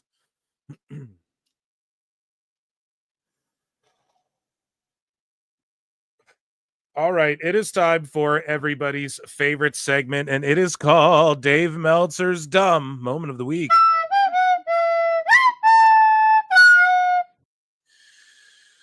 So Dave Meltzer had this to say to I Am Alexandro on X. He said, first win this year. And Dave Meltzer said, the entire year has been a win for AEW. Right? And Neckbeards is like the entire year has been a win for AEW. Low ratings, low attendance, all a win. Yeah, Dave is just fixated on this, like, well, they're making money, so therefore it's win. But we've covered the Warner side of shit, the stuff he doesn't talk about because he doesn't even read Variety, let alone, So, fuck you, Dave. Moving along. Stuart Corbett says, Dynamite is a simulcast. A large amount of people are watching on Max. No. Nope. Raw's a simulcast. Why the fuck doesn't Dave talk? Why doesn't he talk about NXT is on Netflix in every country besides America as it airs live? Here's what those numbers are too on top of the NXT number. And why won't you, like, if you guys want to play that game, then how many more are watching NXT? Okay? You guys have to understand, when you're talking hundreds of thousands of people watching Dynamite on Max, so then it's beating LeBron James against the Mavericks and shit. Do you guys really believe that? Dallas versus the Lakers gets outdrawn by AEW on Max. Tell me if you really believe that. You don't believe that. And if you do, you're fucking insane or stupid or don't understand basketball or how, it just doesn't work that way. So when we're talking hundreds of thousands, maybe 20,000 or something are watching on Max. Okay. If they were like 50,000, I'd be like, all right, 75,000, something like that. If you get to the hundreds of thousands, nope, we're not beating LeBron James on Max. We're just not doing it. We're not doing it. We're not lying and saying that. You're not beating the NHL and shit on Max. You're just not doing that. So Dave Meltzer responds to this and goes, far closer to Raw than SmackDown. So Dave is sitting there trying to make believe that in any way you could even say AEW. Let's say they do get 1.2 million with Max. How is that far closer to Raw? Well, I mean, I guess that technically is, but he's trying to like leave this illusion where people can go, oh, it's closer to Raw. Like the fact this is even in his mind. AEW is not even touching NXT some weeks if you factor in the Netflix as well. Okay. So it's just delusional. And I hate when he fucking does this because the sickos, just like when he's like 30%, and then they all are adding a fake 30% now. That's what all these accounts do. They add a fake 30% and then they go, the real number's this. No. And now far closer to Raw. I mean, it's 2.9 million. And they're doing 1 point whatever million with Max. No, it's not far close. Like it's way far closer to NXT, Dave, because you don't talk about the Netflix numbers for NXT. You just talk about what they do on TV, and they still whoop AEW. So again, Dave just winning here. These are victories in his mind, right? So Meltzer said what? Pulls himself from 2019. And Meltzer said, what says, Dynamite Dave used to mock and ridicule anyone who said, almost everyone I know cut the cord. So Dave is one of these. Well, everyone cut the cord now, Brian. But now that he has fake HBO Max numbers to push to benefit AEW, suddenly his personal anecdotal evidence of his friends' habits is a data point to use, right? Now, in 2019, Meltzer said what? Chronicled how Dave, well, this was deleted, I guess, but Dave said, do they have the latest Nielsen boxes in Mexico? What about cord cutting? What about my friend who watches an illegal stream? We need to get to the bottom of this. So in 2019, Meltzer said what? Is calling Dave out for, you know, ridiculing people who say that cords are cut. People are cutting cords and shit, okay? Now, Tim Hicks says this. Fast forward, we're in 2025 now, right? Tim Hicks says, what's way up in your opinion, Dave? I know there are probably wrestling fans who are cord cutters who have Max and see there's wrestling there and watch. Same for Netflix, I assume. So there's at least that. But basically, he's like, what is way up? And that's the problem. The show started with 1.2 million watching. So they all cut cords, and then before Max, they weren't watching. But then now that there's Max, they just all of a sudden all started watching again. That's literally what Dave is trying to have people believe. Just follow the logic. Anyone who's like, oh, no, you just hate Dave and shit. No, follow that logic. Try to. So, like, Dave is insinuating now, almost everyone I know, plus there are 35 million homes who didn't even have access to TNT and TBS in the first place, who now have access to the show. But almost everyone I know is a cord cutter. You got to read this full post here. Of course, this is a screen grab from Meltzer said what, but like everyone he knows watches on Max is what Dave is trying to say, basically. Everyone he knows goes to Max and streams and shit. And it's just this anecdotal bullshit where he thinks, like, again, this 30%, as we covered it here. It's hard for me to do this without going back all the time, but it's like he ran these polls to his ex-audience and was like, oh, about 30% of them said that they view on Max. So it's about 30%. That's where he came up with that. No, brother. No, that's not how it works, man. Okay? You're in a fucking bubble. You block it, everybody. Period. So your bubble of fucking nerds doesn't indicate a 30% anything, man. It's fucking craziness. But anyways, this 35 million homes, it's just cope. This isn't winning. Dave is like, this is winning. It's not. Okay. So Meltzer said what? Again, post some fucking heat, and he's laughing at AEW being cut off the transmission. Their transmission being cut off, right? And so he posts the Mr. Burns thing. We covered this. A 90-minute episode of Collision this week, apparently. They were cut off for Black Adam. We've already covered this. And TNT is playing Black Adam. This feels like a political hit. JJ Williams just having fun. You know, he's doing his thing. He doesn't really like WWE, but he doesn't hate on it or anything. And then Meltzer said, what says Meltzer on Monday? Record number of viewers for Saturday's AEW Collision on Max. No numbers are available at this time. And he called it, bro, because, and Dave's not saying record numbers, but again, Dave can make anything up because the fucking numbers are skewed. But yeah, Observer, they go, AEW Collision ends early on East Coast due to technical issues, but it ended early on the West Coast as well. And then the Observer goes on to say, this story has been updated as both TNT feeds did not air the last 30 minutes of this week's Collision. Right? And then similar to the East Coast feed, TNT's West Coast feed started airing Black Adam a half hour early, cutting off the last 30 minutes of Collision. Shortly before 9:30 p.m. Pacific time, Tony Khan apologized again on social media for the mishap, saying it was due to ongoing transmission issues and the show would go up on Max ASAP. Right? Has to get in there. Tony Khan's apologizing and shit. Super funny just to see their cope. So now Dave Meltzer tweets this out. We've still actually, Brian, we've still got no update on when, if the last 30 or so minutes of Collision will air on Max. Who's getting the update, Dave? You? I'm waiting for my text from Tony Khan. Holy shit. Nobody gives a fuck. Yeah, I don't know who was watching. Like someone said Yuta was in the last 30 minutes or something. I don't know who was even going to stick around for that. But Dave Meltzer also talks about they will be doing a WWE show there. I don't know the date yet, but I know they're planning a big show with Cody Rhodes as the top star on that show, which means a major show there relatively soon. He's just talking about the Mexico stuff. We're going to get into the fight right here.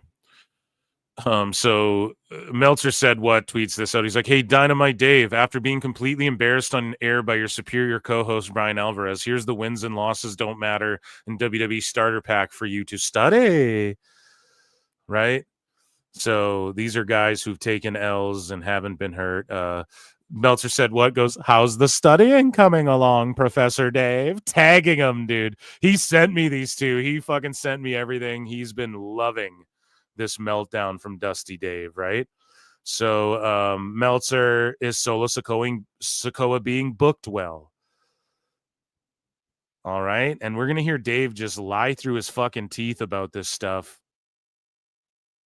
And so going into this, just so you guys understand what's going on here, Dave's argument is that WWE protects Solo because he faced Roman in a big match on the debut Raw on Netflix in January, completely ignoring the fact he said Solo would face Roman at Mania. So do y'all remember that too? Like Dave said that Roman and Solo was locked in.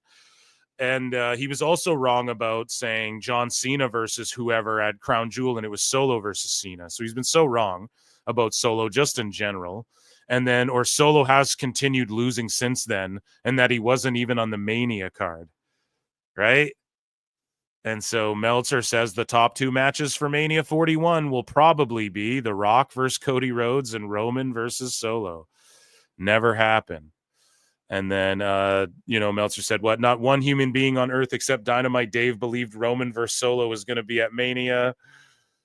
Super funny there. An epic thread. And then, I just want to see. So that adds context. I just want to make sure we get all the context. So he's pulling cage match. And he's like, dude, study Solo's matches here. Clearly, you don't study the business, Dave. And this is what's so hilarious when he gets called out for not studying the business, when he tells everybody to study the fucking business. So Meltzer said, says Dynamite Dave had a complete meltdown on Alvarez again because he still has Vince derangement syndrome in the year 2025 and claimed wins and losses don't matter in WWE, as Bryan tried to explain to him the WWE protects top stars in booking. Dave then said, I study this. So without further ado, let's get into the goddamn clips. I know that's what you guys are here for. Okay, and I'm going to play.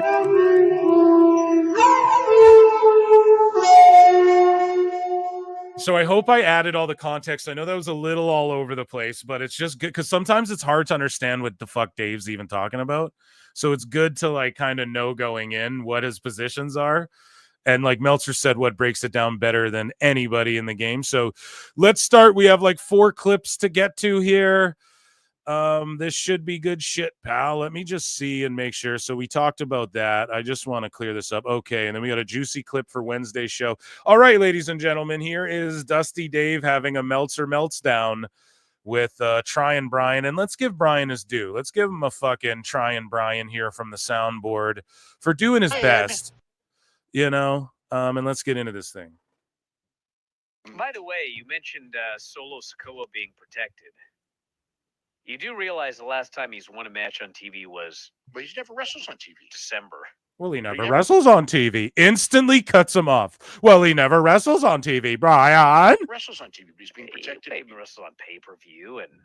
He hasn't wrestled hardly at all. He has had 1, 2, 3... 4, 5, 6, 7, 8, 9. He's wrestled 11 TV. Well, Dave, if you just studied the business and learned about Wagyu beef and Taylor Swift, you'd know that Bryan wasn't lying, Bryan. Oh, but the best guy's Tony Khan. How dare he have 11? I studied the business. Well, if you studied and learned the business, the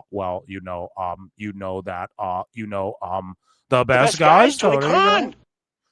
fucking owned him, counting. And as he's getting higher, 8, 9, Dave's like, Bryan.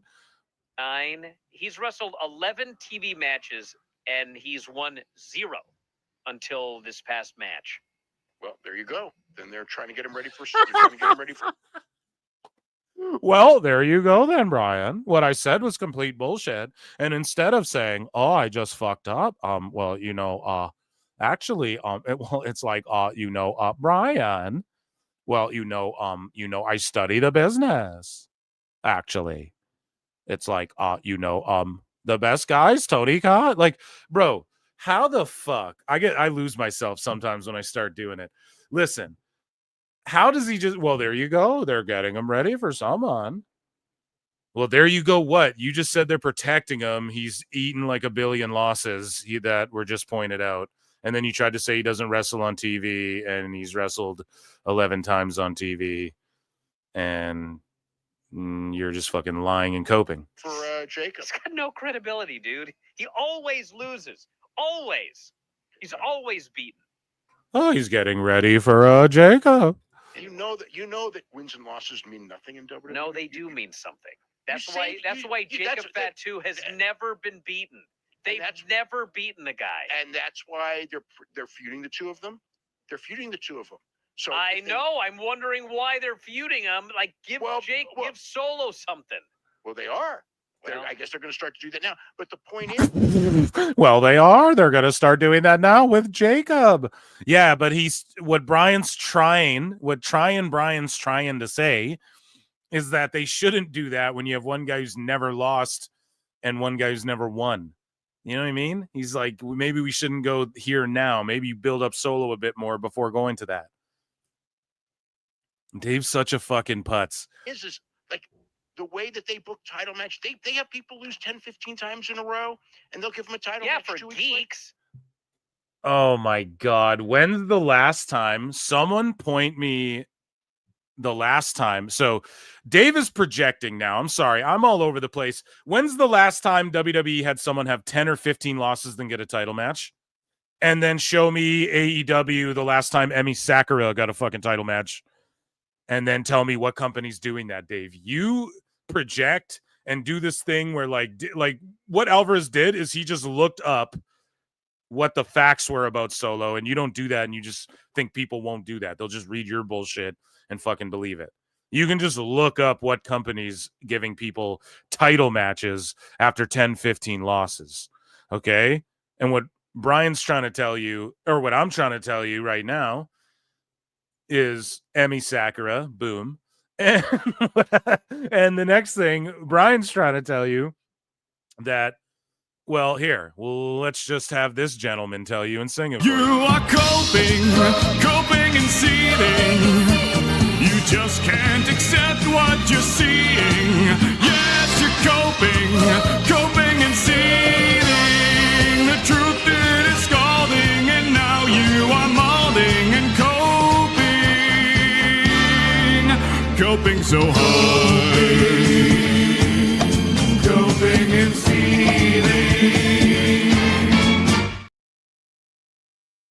Bryan's just trying to point out that you're coping to like make this non-point. Now, Chad is pointing out the Creed brothers are getting a title shot after having a shitload of losses. Good pull. That's the one right there. I guess we could point to, right? But Dave Meltzer says they will have people who have 10 to 15 losses get title shots all the time. Name another one after the Creeds. Who? Like maybe Zelina Vega? Maybe. Right? Anyways, let's move along. But for the top guys, they don't beat them. There's a reason that Jacob Fatu has never been beaten. Well, yeah, because they're super protecting Jacob. Yes, exactly. Oh, no, they're not protecting him. They're super protecting him. They're super wrestlers, Bryan. Well, Bryan, you know that they're super wrestlers and they're super matches. And you knew, like, Pac and Ospreay were like, yep, this is going to be a super match. Dave always, well, yeah. I mean, you're right, because they super protected him, Bryan. Fuck, dude. So Solo is the guy who's going to feud with him for next. But they don't care. They don't fucking know, dude. care. Well, They don't care. They don't care. You should. If you want people to care about it, they didn't care about that. Guys, see, this is why you're both fucking idiots, and even Bryan. I can't stand this because, Bryan, this is how you refute this dumb argument. Solo's lost all the time, Dave, so you're fucking wrong about that. You just talked a bunch of shit and we're wrong. And Bryan always does that. This is why I say trying, but he never gets a pass with me fully because he pressures Dave, but then he backs out by like finding common ground with him where they can fucking just agree on something obvious. It's like just so he can like cop out of really having the discussion of like, well, okay, Dave, you just lied and took an L. Speaking of losses, you just made that shit up and look stupid. And then it comes to what he just said here. So here, let me just play this back. If you want people to care about it, they didn't care about that ladder match. Here's the thing. If you want people to care about it, no, dude, we care about bloodline shit because we're invested in bloodline shit. You know what I mean? Like, we care about these guys settling this score between them, you know? And yes, they're giving Solo some last-minute wins, for sure, but and you could be critical of that, which is what Bryan's doing, right? But just when they say shit like, well, they should do this if they want people to care, and it's like, well, no, man, you got to understand, when it comes to the bloodline stuff, the family shit usurps everything else, right? The loyalty, blood's thicker than water, guys. It's the old saying, right? Like, it's the family stuff that usurps everything else in their focus. So that's been a common theme throughout the whole story the whole time. So at the end of the day, I would just say, no, we don't need that to be invested in this. But Bryan is right, though, at the same time, as far as like, well, what he should be saying is what I'm saying to Dave, is explaining it that way. And they didn't care about Solo winning, except they were mad because they didn't have Phoenix or like two guys who can do ladder matches. Yeah, but they're supposed to be mad because Solo's a fucking heel and Ray can still get into the ladder match. They can just do here's a wild card, last minute, 3 competitors who all lost. They get the wild card chance in this last triple threat or battle royal, all the losers, you know, and the last guy gets a slot or whatever the fuck, you know, they can still get Ray in there. If I had to predict, he'd be in that fucking match. Or actually, no, pardon me, I'm wrong about that. The AAA show is that day, so Phoenix can't be on that match. He's got to do the AAA show. Not saying he couldn't do a double header, but yeah, he can't do it because that AAA thing. And they didn't care about Solo winning, except they were mad because they didn't have Phoenix or like two guys who can do ladder matches. But the point, they've taught, how many times? I mean, they've taught the fans that wins and losses don't matter. The fans don't care about wins. What about all these new fans who are getting into it? The fans don't care. Listen how he said that. The fans don't, they trained these fans like they're dumb dogs who don't. That's the other thing. He says that so negatively. Like, no, you're supposed to train fans. That's part of like programming. It's called programming for a fucking reason, right? Things come on a certain time for a reason. You want to train people. Oh, if I turn on, you know, Monday night, Raw is going to be on. Yes, that's part of it. So he says this in this negative way, but he says he studies the TV business, but he doesn't even know how like that terminology is not like a bad thing, you know, it's not a negative thing. But the thing is he's like, well, let's bring it back and just listen again. Let me hear that. They've taught, how many times? I mean, they've taught the fans that wins and losses don't matter. The fans don't care. No, fans do care about wins and losses. Dave, you're a dummy. If you didn't block every WWE fan who doesn't lick Tony Khan's balls on X, you'd see what WWE fans say. They care a lot about wins and losses. Go ask that one dude melting down about Jey Uso every 2 minutes. I can't remember his Twitter handle. Shout him out, though. He's all good. The one dude. You guys know who I'm talking about. He's always got the fucking Gunther profile pic. He's always melting down about Jey Uso on X. Wins and losses do matter to fans. And there's also a bunch of new fans who are getting into it. And that's the thing with WWE, right? The ebbs and flows and their ability to keep an audience for all these years, Dave, they create new fans. This is what Bryan was bitching about a week ago. WWE knows how to make new fans, and they lose fans, and then they build new ones, and then they're in this white hot period right now. You don't think a bunch of people like when 5 or 6 or 7 years ago who maybe weren't that into wrestling are super into it now. Those aren't new fans that are a part of these sellouts everywhere. They've trained all of them. They don't give a fuck. Yeah, they do care, Dave. You don't care. And you're talking about AEW because AEW, people come out with records that say, oh, her overall AEW record is 51 and 157 losses. And then they get a title match after winning a random triple threat and then and 15 losses. And then that's when literally Emi Sakura comes out of records like 51 and 75 or whatever. Lifetime AEW record. She wins one triple threat, gets a title shot in a fatal 4-way or whatever. You know, it's like, no, man, you got to apply this where it applies, not to WWE, because they avoid that, you know. Now the Creed brothers, okay, that's a good pull, and I've been critical of just the tag booking in general over there, but Dave won't even bring that up. He's just speaking in general. This is what WWE does. I just disagree. We can't even get through this first clip about wins and losses. I mean, it's obvious. You've seen how many times that they'll put a match that in theory shouldn't draw because one of the guys always loses, and it does draw. So it's like, I've been studying this. The fans, it's not a big... I've been studying this. Dave, you just were wrong about Solo. So what were you studying? Not Solo, but this all started because of Solo. I've been studying this, Brian. I've been studying this. Julia Gulia, I need that one. Oh, it's like, I've been studying this. The fans, it's not a big deal to the fans. Yes, they will protect a few guys like Solo. Yeah, important I mean, not guys. Solo, but like Jacob. I mean, not Solo, but you just said they were protecting Solo.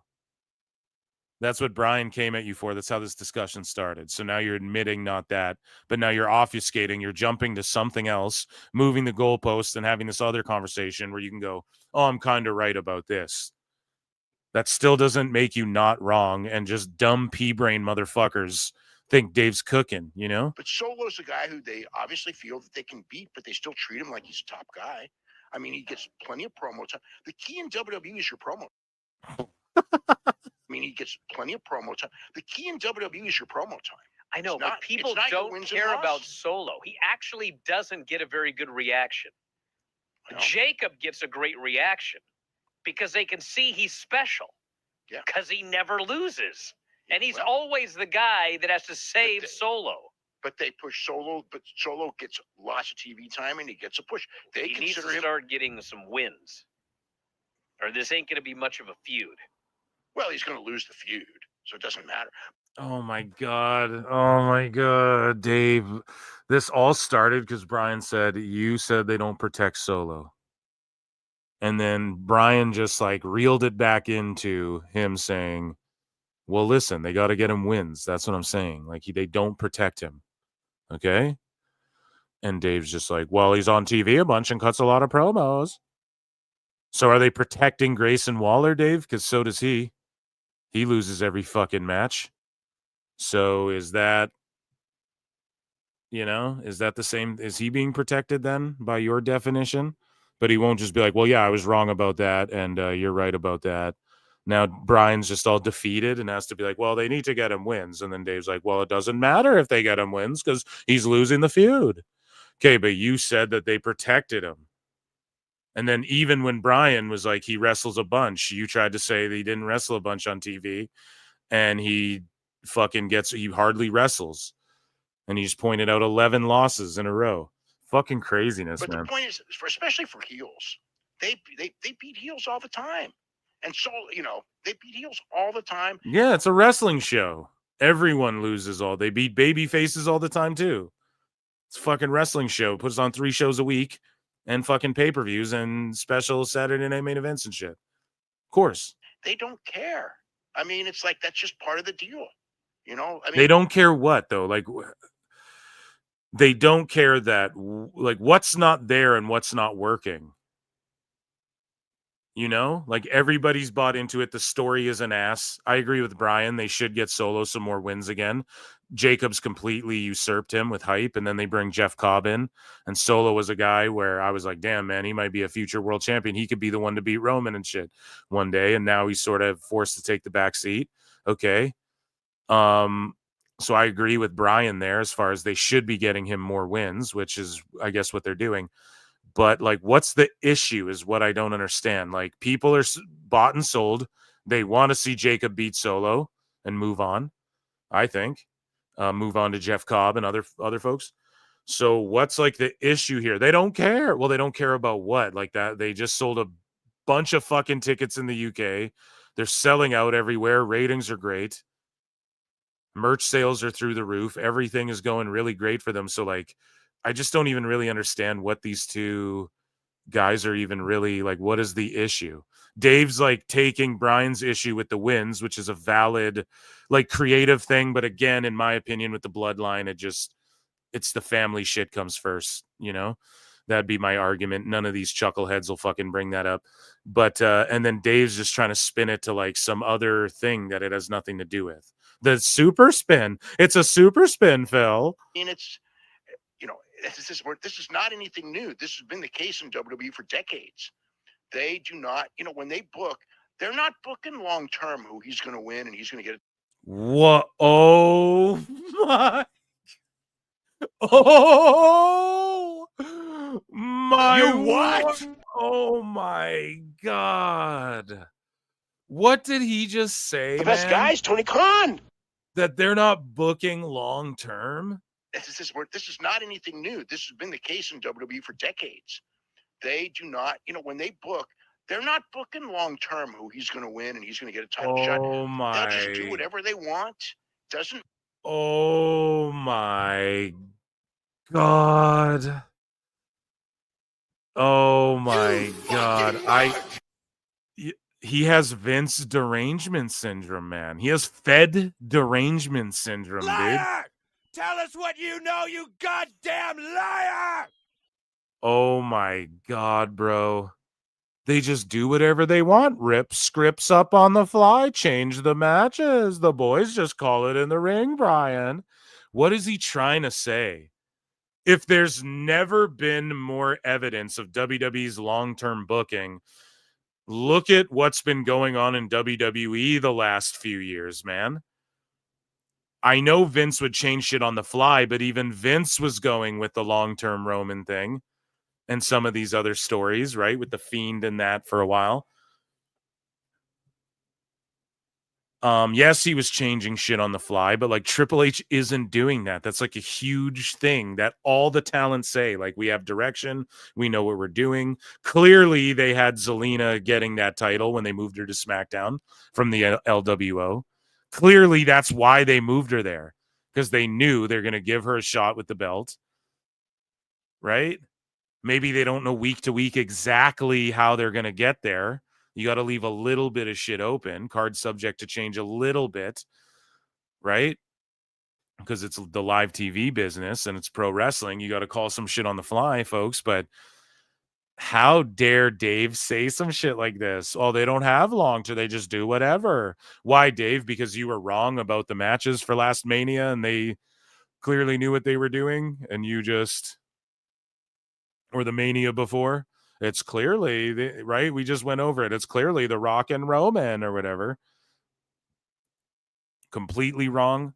Is it because you're fantasy mark booking? Meanwhile, Tony Khan is literally the guy who goes, there's no such thing as long-term booking, who apparently is off in the weeds and he's changing shit on the fly. They don't have production meetings. He meets with every group of people separately. He doesn't believe in long-term booking. He's the guy who Samoa Joe and Hobbs win the trios belt, and now this week on Dynamite, Hobbs and Samoa Joe, even though there's like 4 or 5 people in the Ops faction, are teaming up with Swerve in a trios match. So 2 of the 3 trios champions are in a trios match with Swerve, right? Like, that's the sort of shit that feels very on the fly and week to week and do whatever you want. Tony Khan calling a match with the Bucks and Moxley, who've invaded AEW, branding it as a all-star trios match. Why would he do that? They're invading your company. Like, that seems very on the fly, do whatever you want, Mark bullshit. Dave just said, and we're going to play it one more time, WWE doesn't long-term book. What a dumb prick. They do not, when they book, they're not booking long term who he's going to win and he's going to get a title shot. They'll just do whatever they want. Doesn't matter. Doesn't care. And then doesn't care when it comes to, we got to get somebody ready for a title shot. This guy's lost a bunch of. Whoa, holy shit. Oh my God. He's literally projecting. He spiraled. We did it. We fucking did it, dude. We broke Dave Meltzer. Holy shit, he's broken. We broke him. Holy shit, we broke him. Oh my God. So Tony Khan doesn't book Emi Sakura, who's got 20 losses, to just show up randomly at a show and do exactly what I described. Win a triple threat match, then get a shot at the title. So that doesn't happen in AEW. That's what WWE does. Bro, he's... Are you sure about that? Dude, he's cooked. He's fried. We did it. We fucking round of applause. It's officially done. We cooked them. We cooked them. Stupid idiot. It's and it's not about like, making it about AEW, but how is this what he identifies with WWE, especially in recent years? Instead of like, why has he never called this exact precise criticism out about AEW? Dave Meltzer's fucking sitting here saying that just everyone gets losses and they don't long-term book and none of it matters. And just last second when they go, we need to get someone ready. So they didn't bring the Righteous in and have them break people's ankles with wood blocks and hammers and win the ROH titles and then go on this crazy heel run for like 1 month to get ready so MJF could beat them both at All In, and then they just didn't disappear in AEW. Are you sure this isn't a fucking Tony Khan thing that you are now projecting? And I don't even know, did Vince do that? Jesus Christ. I think the kid who won the 24/7 title had some fucking wins under his belt even. You know what I mean? Who is this happening with that he's saying this? This is delusional. And the no long-term booking thing is just asinine. I don't even know. Like, we were just talking about how the Judgment Day has been the through line of Raw for years. You don't achieve that without having a clear long-term vision. Boy. Doesn't matter. Doesn't care. And then when it comes to, we got to get somebody ready for a title shot. This guy's lost a bunch of matches. We'll put him in a 4-way, and he wins the 4-way, and he gets the title match. Holy shit! Holy shit! Holy shit! They just did that with Mina Shirakawa. They just did that. All those losses. AEW we're talking about. Right? And so what I am highlighting here, he is projecting. This is full blown. He's watching AEW and then projecting Tony Khan shit onto WWE. Don't matter, and the people accept it. If the people didn't accept it and it didn't work, they'd stop doing it. And I'm not, it's like, of course it's better if you make wins. I think it sucks that wins and losses don't matter, but they don't. They don't book. And this is a perfect example. Gunther's lost like 3 times. Let's hear Dave's perfect example. They're building this guy up for a feud with Jacob. Jacob is a top guy. They protect Jacob. I know, but no, man. Solo is like a top guy. He went a whole year without loot where he main evented every Raw, every SmackDown, murdered John Cena, beat everybody. Pretty sure he pinned Roman, right? In that tag match or whatever the fuck. They had Solo do everything, destroy everybody, walk through everyone. Then he went on a massive losing streak. Jacob rises up. It's part of the story because Jacob is like, what the fuck? Who are you? And Solo has to still rely on other people. So they're like, they're building him up. No, he fucking stole another win, bro. It's not like he got this clean, devastating win and squashed motherfuckers. He just got a TV match, little fucky schmozzy win, if I'm not mistaken, right? With Jeff Cobb and all the bullshit that goes on surrounding all of that. And so we'll see if that continues.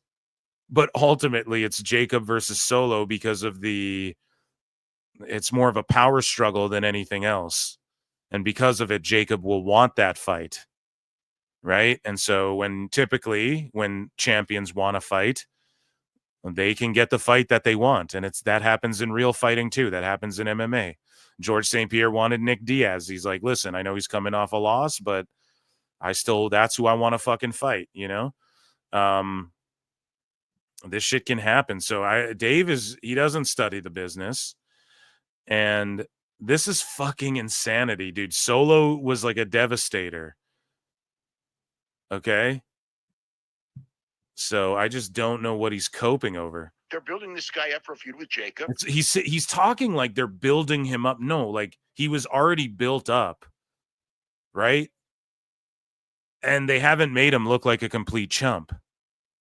And he hasn't entirely fallen off. Like when you see Solo, it's still a threat. He's still a top guy player. And Bryan's like, well, he needs more wins. Like he should be. Dave, you were trying to say they protect him and shit. And now you're saying it doesn't matter. Guys can have 1 billion wins because you're just skirting away from the fact you were wrong about the protected thing. Now you're arguing like, well, he's unprotected and WWE doesn't give a fuck. They'll just throw him in there and their sloppy fans will eat it up.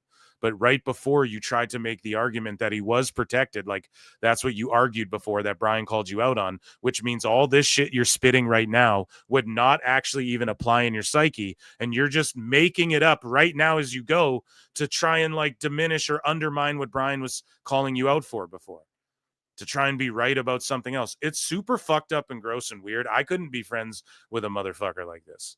Personally, I feel really bad for Bryan sometimes, but you need to call him out on this shit a little harder because this is like fucked up what he's doing. And also, he's just blatantly fucking wrong. He's projecting this AEW shit. I just don't understand. Like maybe in the tag division, I'll give you that.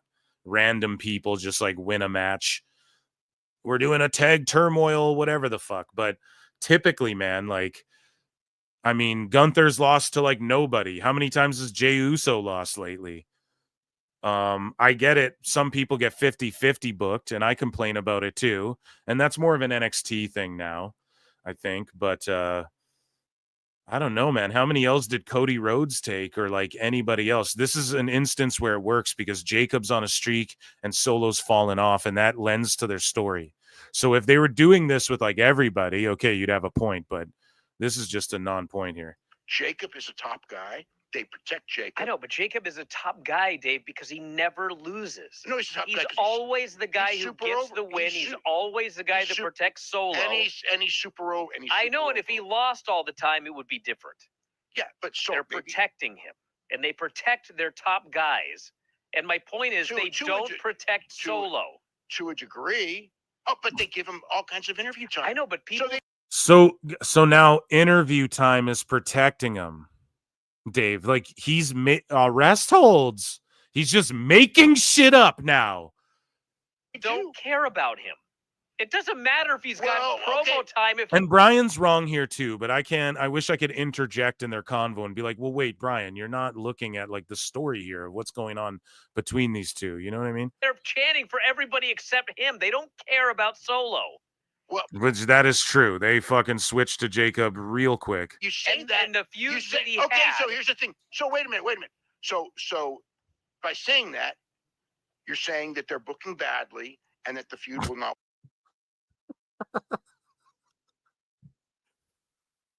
He's saying they need to get Solo more wins. It doesn't mean it's bad just because they're not getting him more wins. There's still a good story element there. Jeff Cobb is there.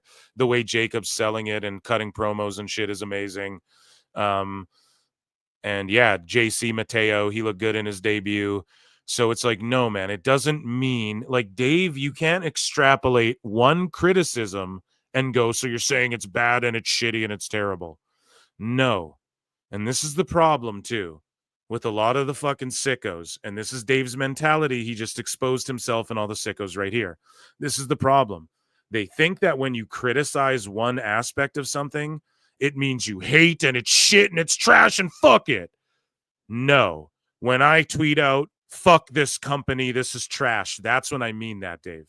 But when you point something out, it doesn't mean everything about it is bad. In fact, a lot of times when you point something out, it's because it can only be better. It's good and you see something better in it. All I'm saying is this. Dave is extrapolating, and this is the mentality of the sickos. He's extrapolating one aspect. Solo needs more wins. So you're saying the booking's bad, the show's trash, and this feud is shit. No, Dave, you want to go to that extreme because you're being defensive because you just were made to look stupid like 2 or 3 times in a row there. By saying that, you're saying that they're booking badly and that the feud will not work. I'm saying they're booking Solo bad. And that the feud won't work. And that the feud, why doesn't the feud work? No, I wish I could just go in there and be like, no, dude, like the losses and Jacob's on a tear, Solo's falled off. Fuck, man, these guys are dumb as shit. Truly, I believe, like, and I know people are like, no, Bryan is, I don't know, man. I think he's PWG'd out in the brain, honest to God. You're saying that they're booking badly and that the feud will not work. I'm saying they're booking Solo badly, yes. Okay, if the feud doesn't work, then that's fine. But what if the people react to the feud? They are reacting to it. Oh my God. What if the people react to the feud? Dave, are you watching the feud? The feud is happening in real time on the TV show. They're reacting to it. You just said how they're reacting to Jacob. The feud is Jacob Solo. Thus, they're reacting to the fucking feud. What is going on here? People give this man money. I am fucking at a loss for words, dude. But Dave, I've already seen it with Solo. Like, he had a feud with Cody, and nobody... And all the feud is Jacob has to fucking win, or else he gets fucked over, and all the heat goes on Solo and Mateo because they fuck him out of the title. It's just one of the two, man. Like, it's already worked because we care about Jacob and what happens to him. So what's the worst that happens? Jacob gets fucked out of the belt and everyone boos Solo? That's a win. Or they cheer Solo more and Jacob more and he defends his belt. That's a win. That's where it already worked. You get it, Dave? Like, when people are worked into the building, it already worked. It's a work. You're getting worked, you fucking Mark. Fuck. He's so stupid. Cared about Solo. He had the feud with Roman, and people didn't care about Roman. Yeah, it's going to do business because Cody is in there, and Roman was in there. Listen to him. He can't even let Bryan say a fucking word. Let him finish what he's saying. Then there you go. go. But you could have put anyone in there. Then there you go. In there. And Roman was in there. Well, then there you go. But you could have put anyone in there. It wasn't Solo. But it did business. I mean, it did business. So that's all that counts at the end of the day. Yeah, well, I agree with Dave there because Bryan's just making shitty arguments now. He let Dave fluster him into this. Now we're arguing semantical bullshit. You know what I mean? Does it work? If it doesn't, if it works, it worked. If it doesn't work, then it doesn't work. Oh my God. So Daniel Garcia, Dave, is that working? Then you got Adam Cole, is that working? What's working? How do you define working? If it worked with the crowd, 5 stars. Gotta stop. So Raw, every match was 5 stars tonight. Doing it, but when it works, the fact that they do this and it works. It's like, okay, that's what the fans think. If it didn't do what? Dave, fuck. I just can't like the fact that they do this. The fact that they do what? Tell a story where one guy's falling off and the other's on top but the one who's falling off is trying to bully and boss man around the other dude because he brought him into the company and shit. Like, tell a good story, Dave. Is that what they're doing? Jesus. Didn't work. I'd go, hey, guess what? This doesn't work. You gotta do this. But these feuds worked. So there's your answer. What feuds? It's one feud. You're talking about Solo and Jacob.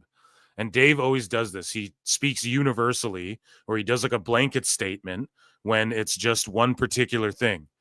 These feuds. Name another one. It's like, believe me, there have been times in history where what you're saying was 100% accurate and the stuff wouldn't draw and it wouldn't work. This is not that time. Okay, so AEW's not drawing. The TV show isn't drawing. The crowds, they're selling 1,000. They can't even sell 1,100 tickets for fucking some of these dynamites. So it's not working. None of it's working. See, Dave just flips around. To him, he's like, well, if the live crowd loved it, it worked. Now he's like, well, it's selling out and it's drawing, so it's working. Oh, so Will Ospreay's not working. Got it, Dave. Nice. Because all of those feuds worked. I don't even think the match for the Ula Fala worked. The fans didn't care about the match all that much. And of course, it was okay, Bryan. Fucking Bryan. Oh my God. Now we got to give Bryan a fucking Bryan here. Jesus Christ. Bryan. He got sucked into the Meltzer fucking stupidity conversation now. on a big Raw show with a bunch of other big matches. It was and it was Roman Reigns working on television. Dave, shut up. And it was a But giant it should have match. been a way, way bigger deal than it was. What are you talking about? That was Ula Fala after all that time.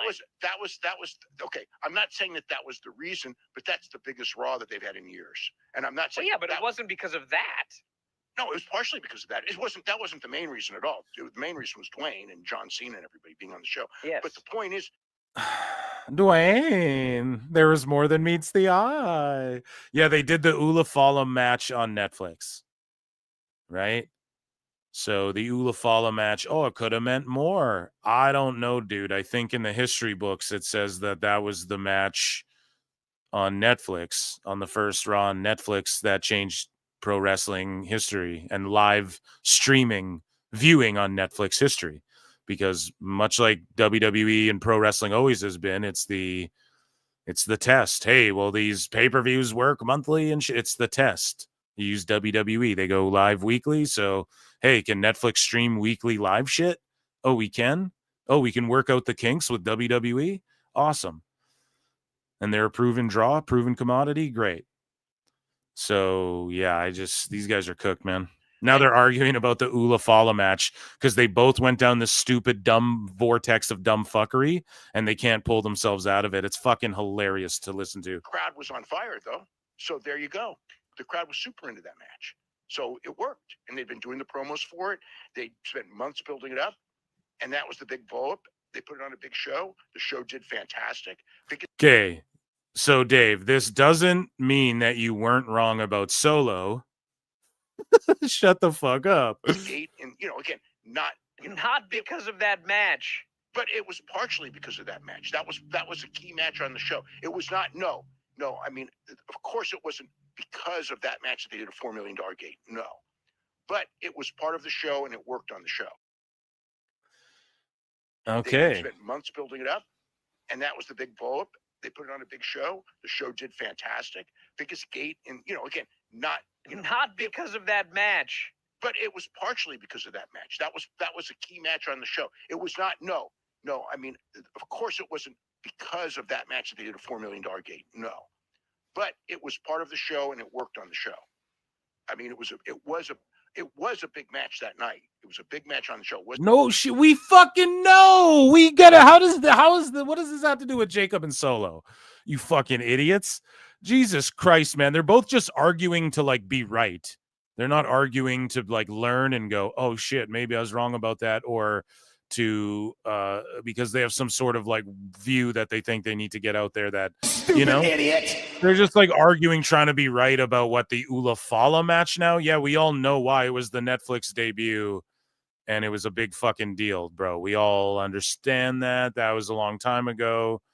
Now we're headed into Money in the Bank, you dumb motherfucker. It wasn't like you sat there and it was some match that was a nothing happening match on the show. I mean, it was a major promoted match on the show. We know, yeah, we know. It was part of the reason people were there, sure. So it worked, And I mean, the whole Ula Fala thing worked. I mean, it was silly, but it worked. They spent months on it, and they got it over. Anyway, really wasn't that silly. I don't think. Yeah, I really dislike when they do that because it's a cultural thing too. So it's we're not going to get all sensitive and virtue signal here, but it's no, it wasn't that silly. It was the Ula Fala was a huge part of and has been a huge part of the history of this whole Roman reign. That was the biggest since we've seen since Hulk Hogan or whatever. So I really just fucking dislike how it was silly. Not really, man. The head of the table was what they got this hot streak in WWE. That's how they built it, man. So Tour of the Islands finish, which they called the Tour of the Islands. And then they go back to Jeff Cobb. What the fuck? They get to the Ula Fala. How did they get here from talking about Jeff Cobb and Solo Sikoa and Jacob fought too. They're in the middle of reviewing that fucking JC Mateo match. And then all of a sudden they start arguing about Solo. That ending's so funny.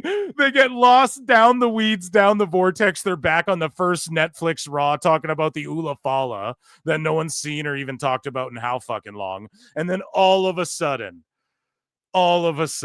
fucking, oh, so the finish was a tour of the islands. So they were reviewing the fucking Jeff Cobb match, and they go down that fucking vortex. You two are chuckle fucks. You're cute as hell. I love you. I'd kiss you if I saw you. Maybe not Dave. With consent, of course. And I'll tell you all about my flute. Pause. Ladies and gentlemen, that was Dave Meltzer and Bryan. Can we get a Bryan in chat? Jesus Christ. That was Dave Meltzer's dumbest.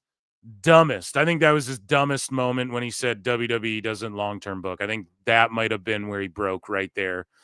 And he's officially defeated. That was Dave Meltzer's dumb moment of the week.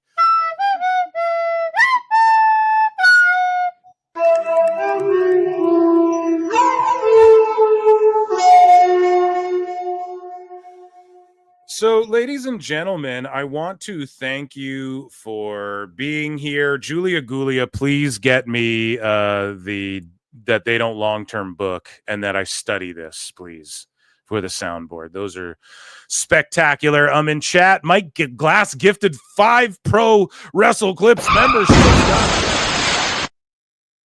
Thank you, brother. I wanted to stay locked in. You're the GOAT. We'll give you a GOAT for tonight for gifting all those memberships, and I had to stay locked in for the Meltzer stuff. You know what I mean? Once it's flowing, bro, it starts flowing. Thank you, Mike Glass, my guy. Undoubtedly the dumbest thing. I think that was the dumbest shit he's ever fucking said. Julia, please, I need WWE doesn't long-term book, and I study this. Okay, amazing. Round of applause. Thank you for being here tonight, guys. If you're on X, come on over to YouTube. YouTube.com/@ProWrestleTimes, @ProWrestleClips. I'm over on Patreon. I got a lot of content coming, podcasts in the works, appearances. I'll be streaming Wednesday, loads of hot news and everything. And I also will have Saturday and Sunday streams for you guys. So stay locked into PWT, man. Appreciate you all. Tell a friend. Take care of each other. Hydrate. Be good. We got a big weekend ahead of us. And until next time, I will see you all in the Upside Down. We broke Dave. We did it. Peace. Hey, it's Becca, bitch. I'm not doing shit. Face card, $1 million. Chase you down, cops and robbers. You've been dodging me, I think that's really odd. You're a demon, bitch, I'm a god. One punch and I knocked you out. One punch and you're on the ground. Knock the guard right out of your mouth. Give them something to talk about. One kick and you're on the ground. One kick and I knocked you out. Try to keep up, kid. I'm the queen of this shit, and you're just mid. Your outfit, really mid. You're an NPC, I'm that main bitch. I'll take you shopping. Get those toenails did, cause you're flopping. I'll fix your style, fix your hair, fix your stinky feet. You'll look a little bit better when you're getting your ass beat. I'm so Mother Teresa. I keep it frank like my name is Lisa. The scariest thing about you is those nasty feet getting near this beautiful face. Honey, you can kick me all you want. I'm gonna get right back up and I'm gonna beat the shit out of you. Exactly. One punch and I knock you out. One punch and you're on the ground. Knock the guard right out of your mouth. Give them something to talk about. One kick and you're on the ground. One kick and I knock you out. Try to keep up, kid. I'm the king of this shit and you're just mid. Exactly. I'm the king of this shit and you're just mid. I'm the queen of this shit. Exactly. And you're just mid.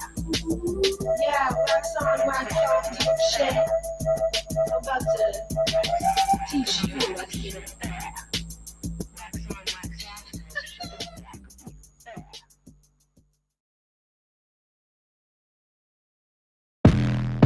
back up, bitch. I'm a pop star. I'm a pop bad ones. If you wanna ride, hot Bugatti Veyron, I ain't gotta try. Pack it up and move on. Hunter on the rise, loading up a bow gun. You can see me in the streets with my rays on. I'd be like, dating ain't for me, but he's handsome. How do you see a couple guys at the same time? I've been trying to figure out the name of my star sign. I feel it in the beat like, wow. Do you wanna hang out? No. You can catch me at the basement show, like a Malo when I say so.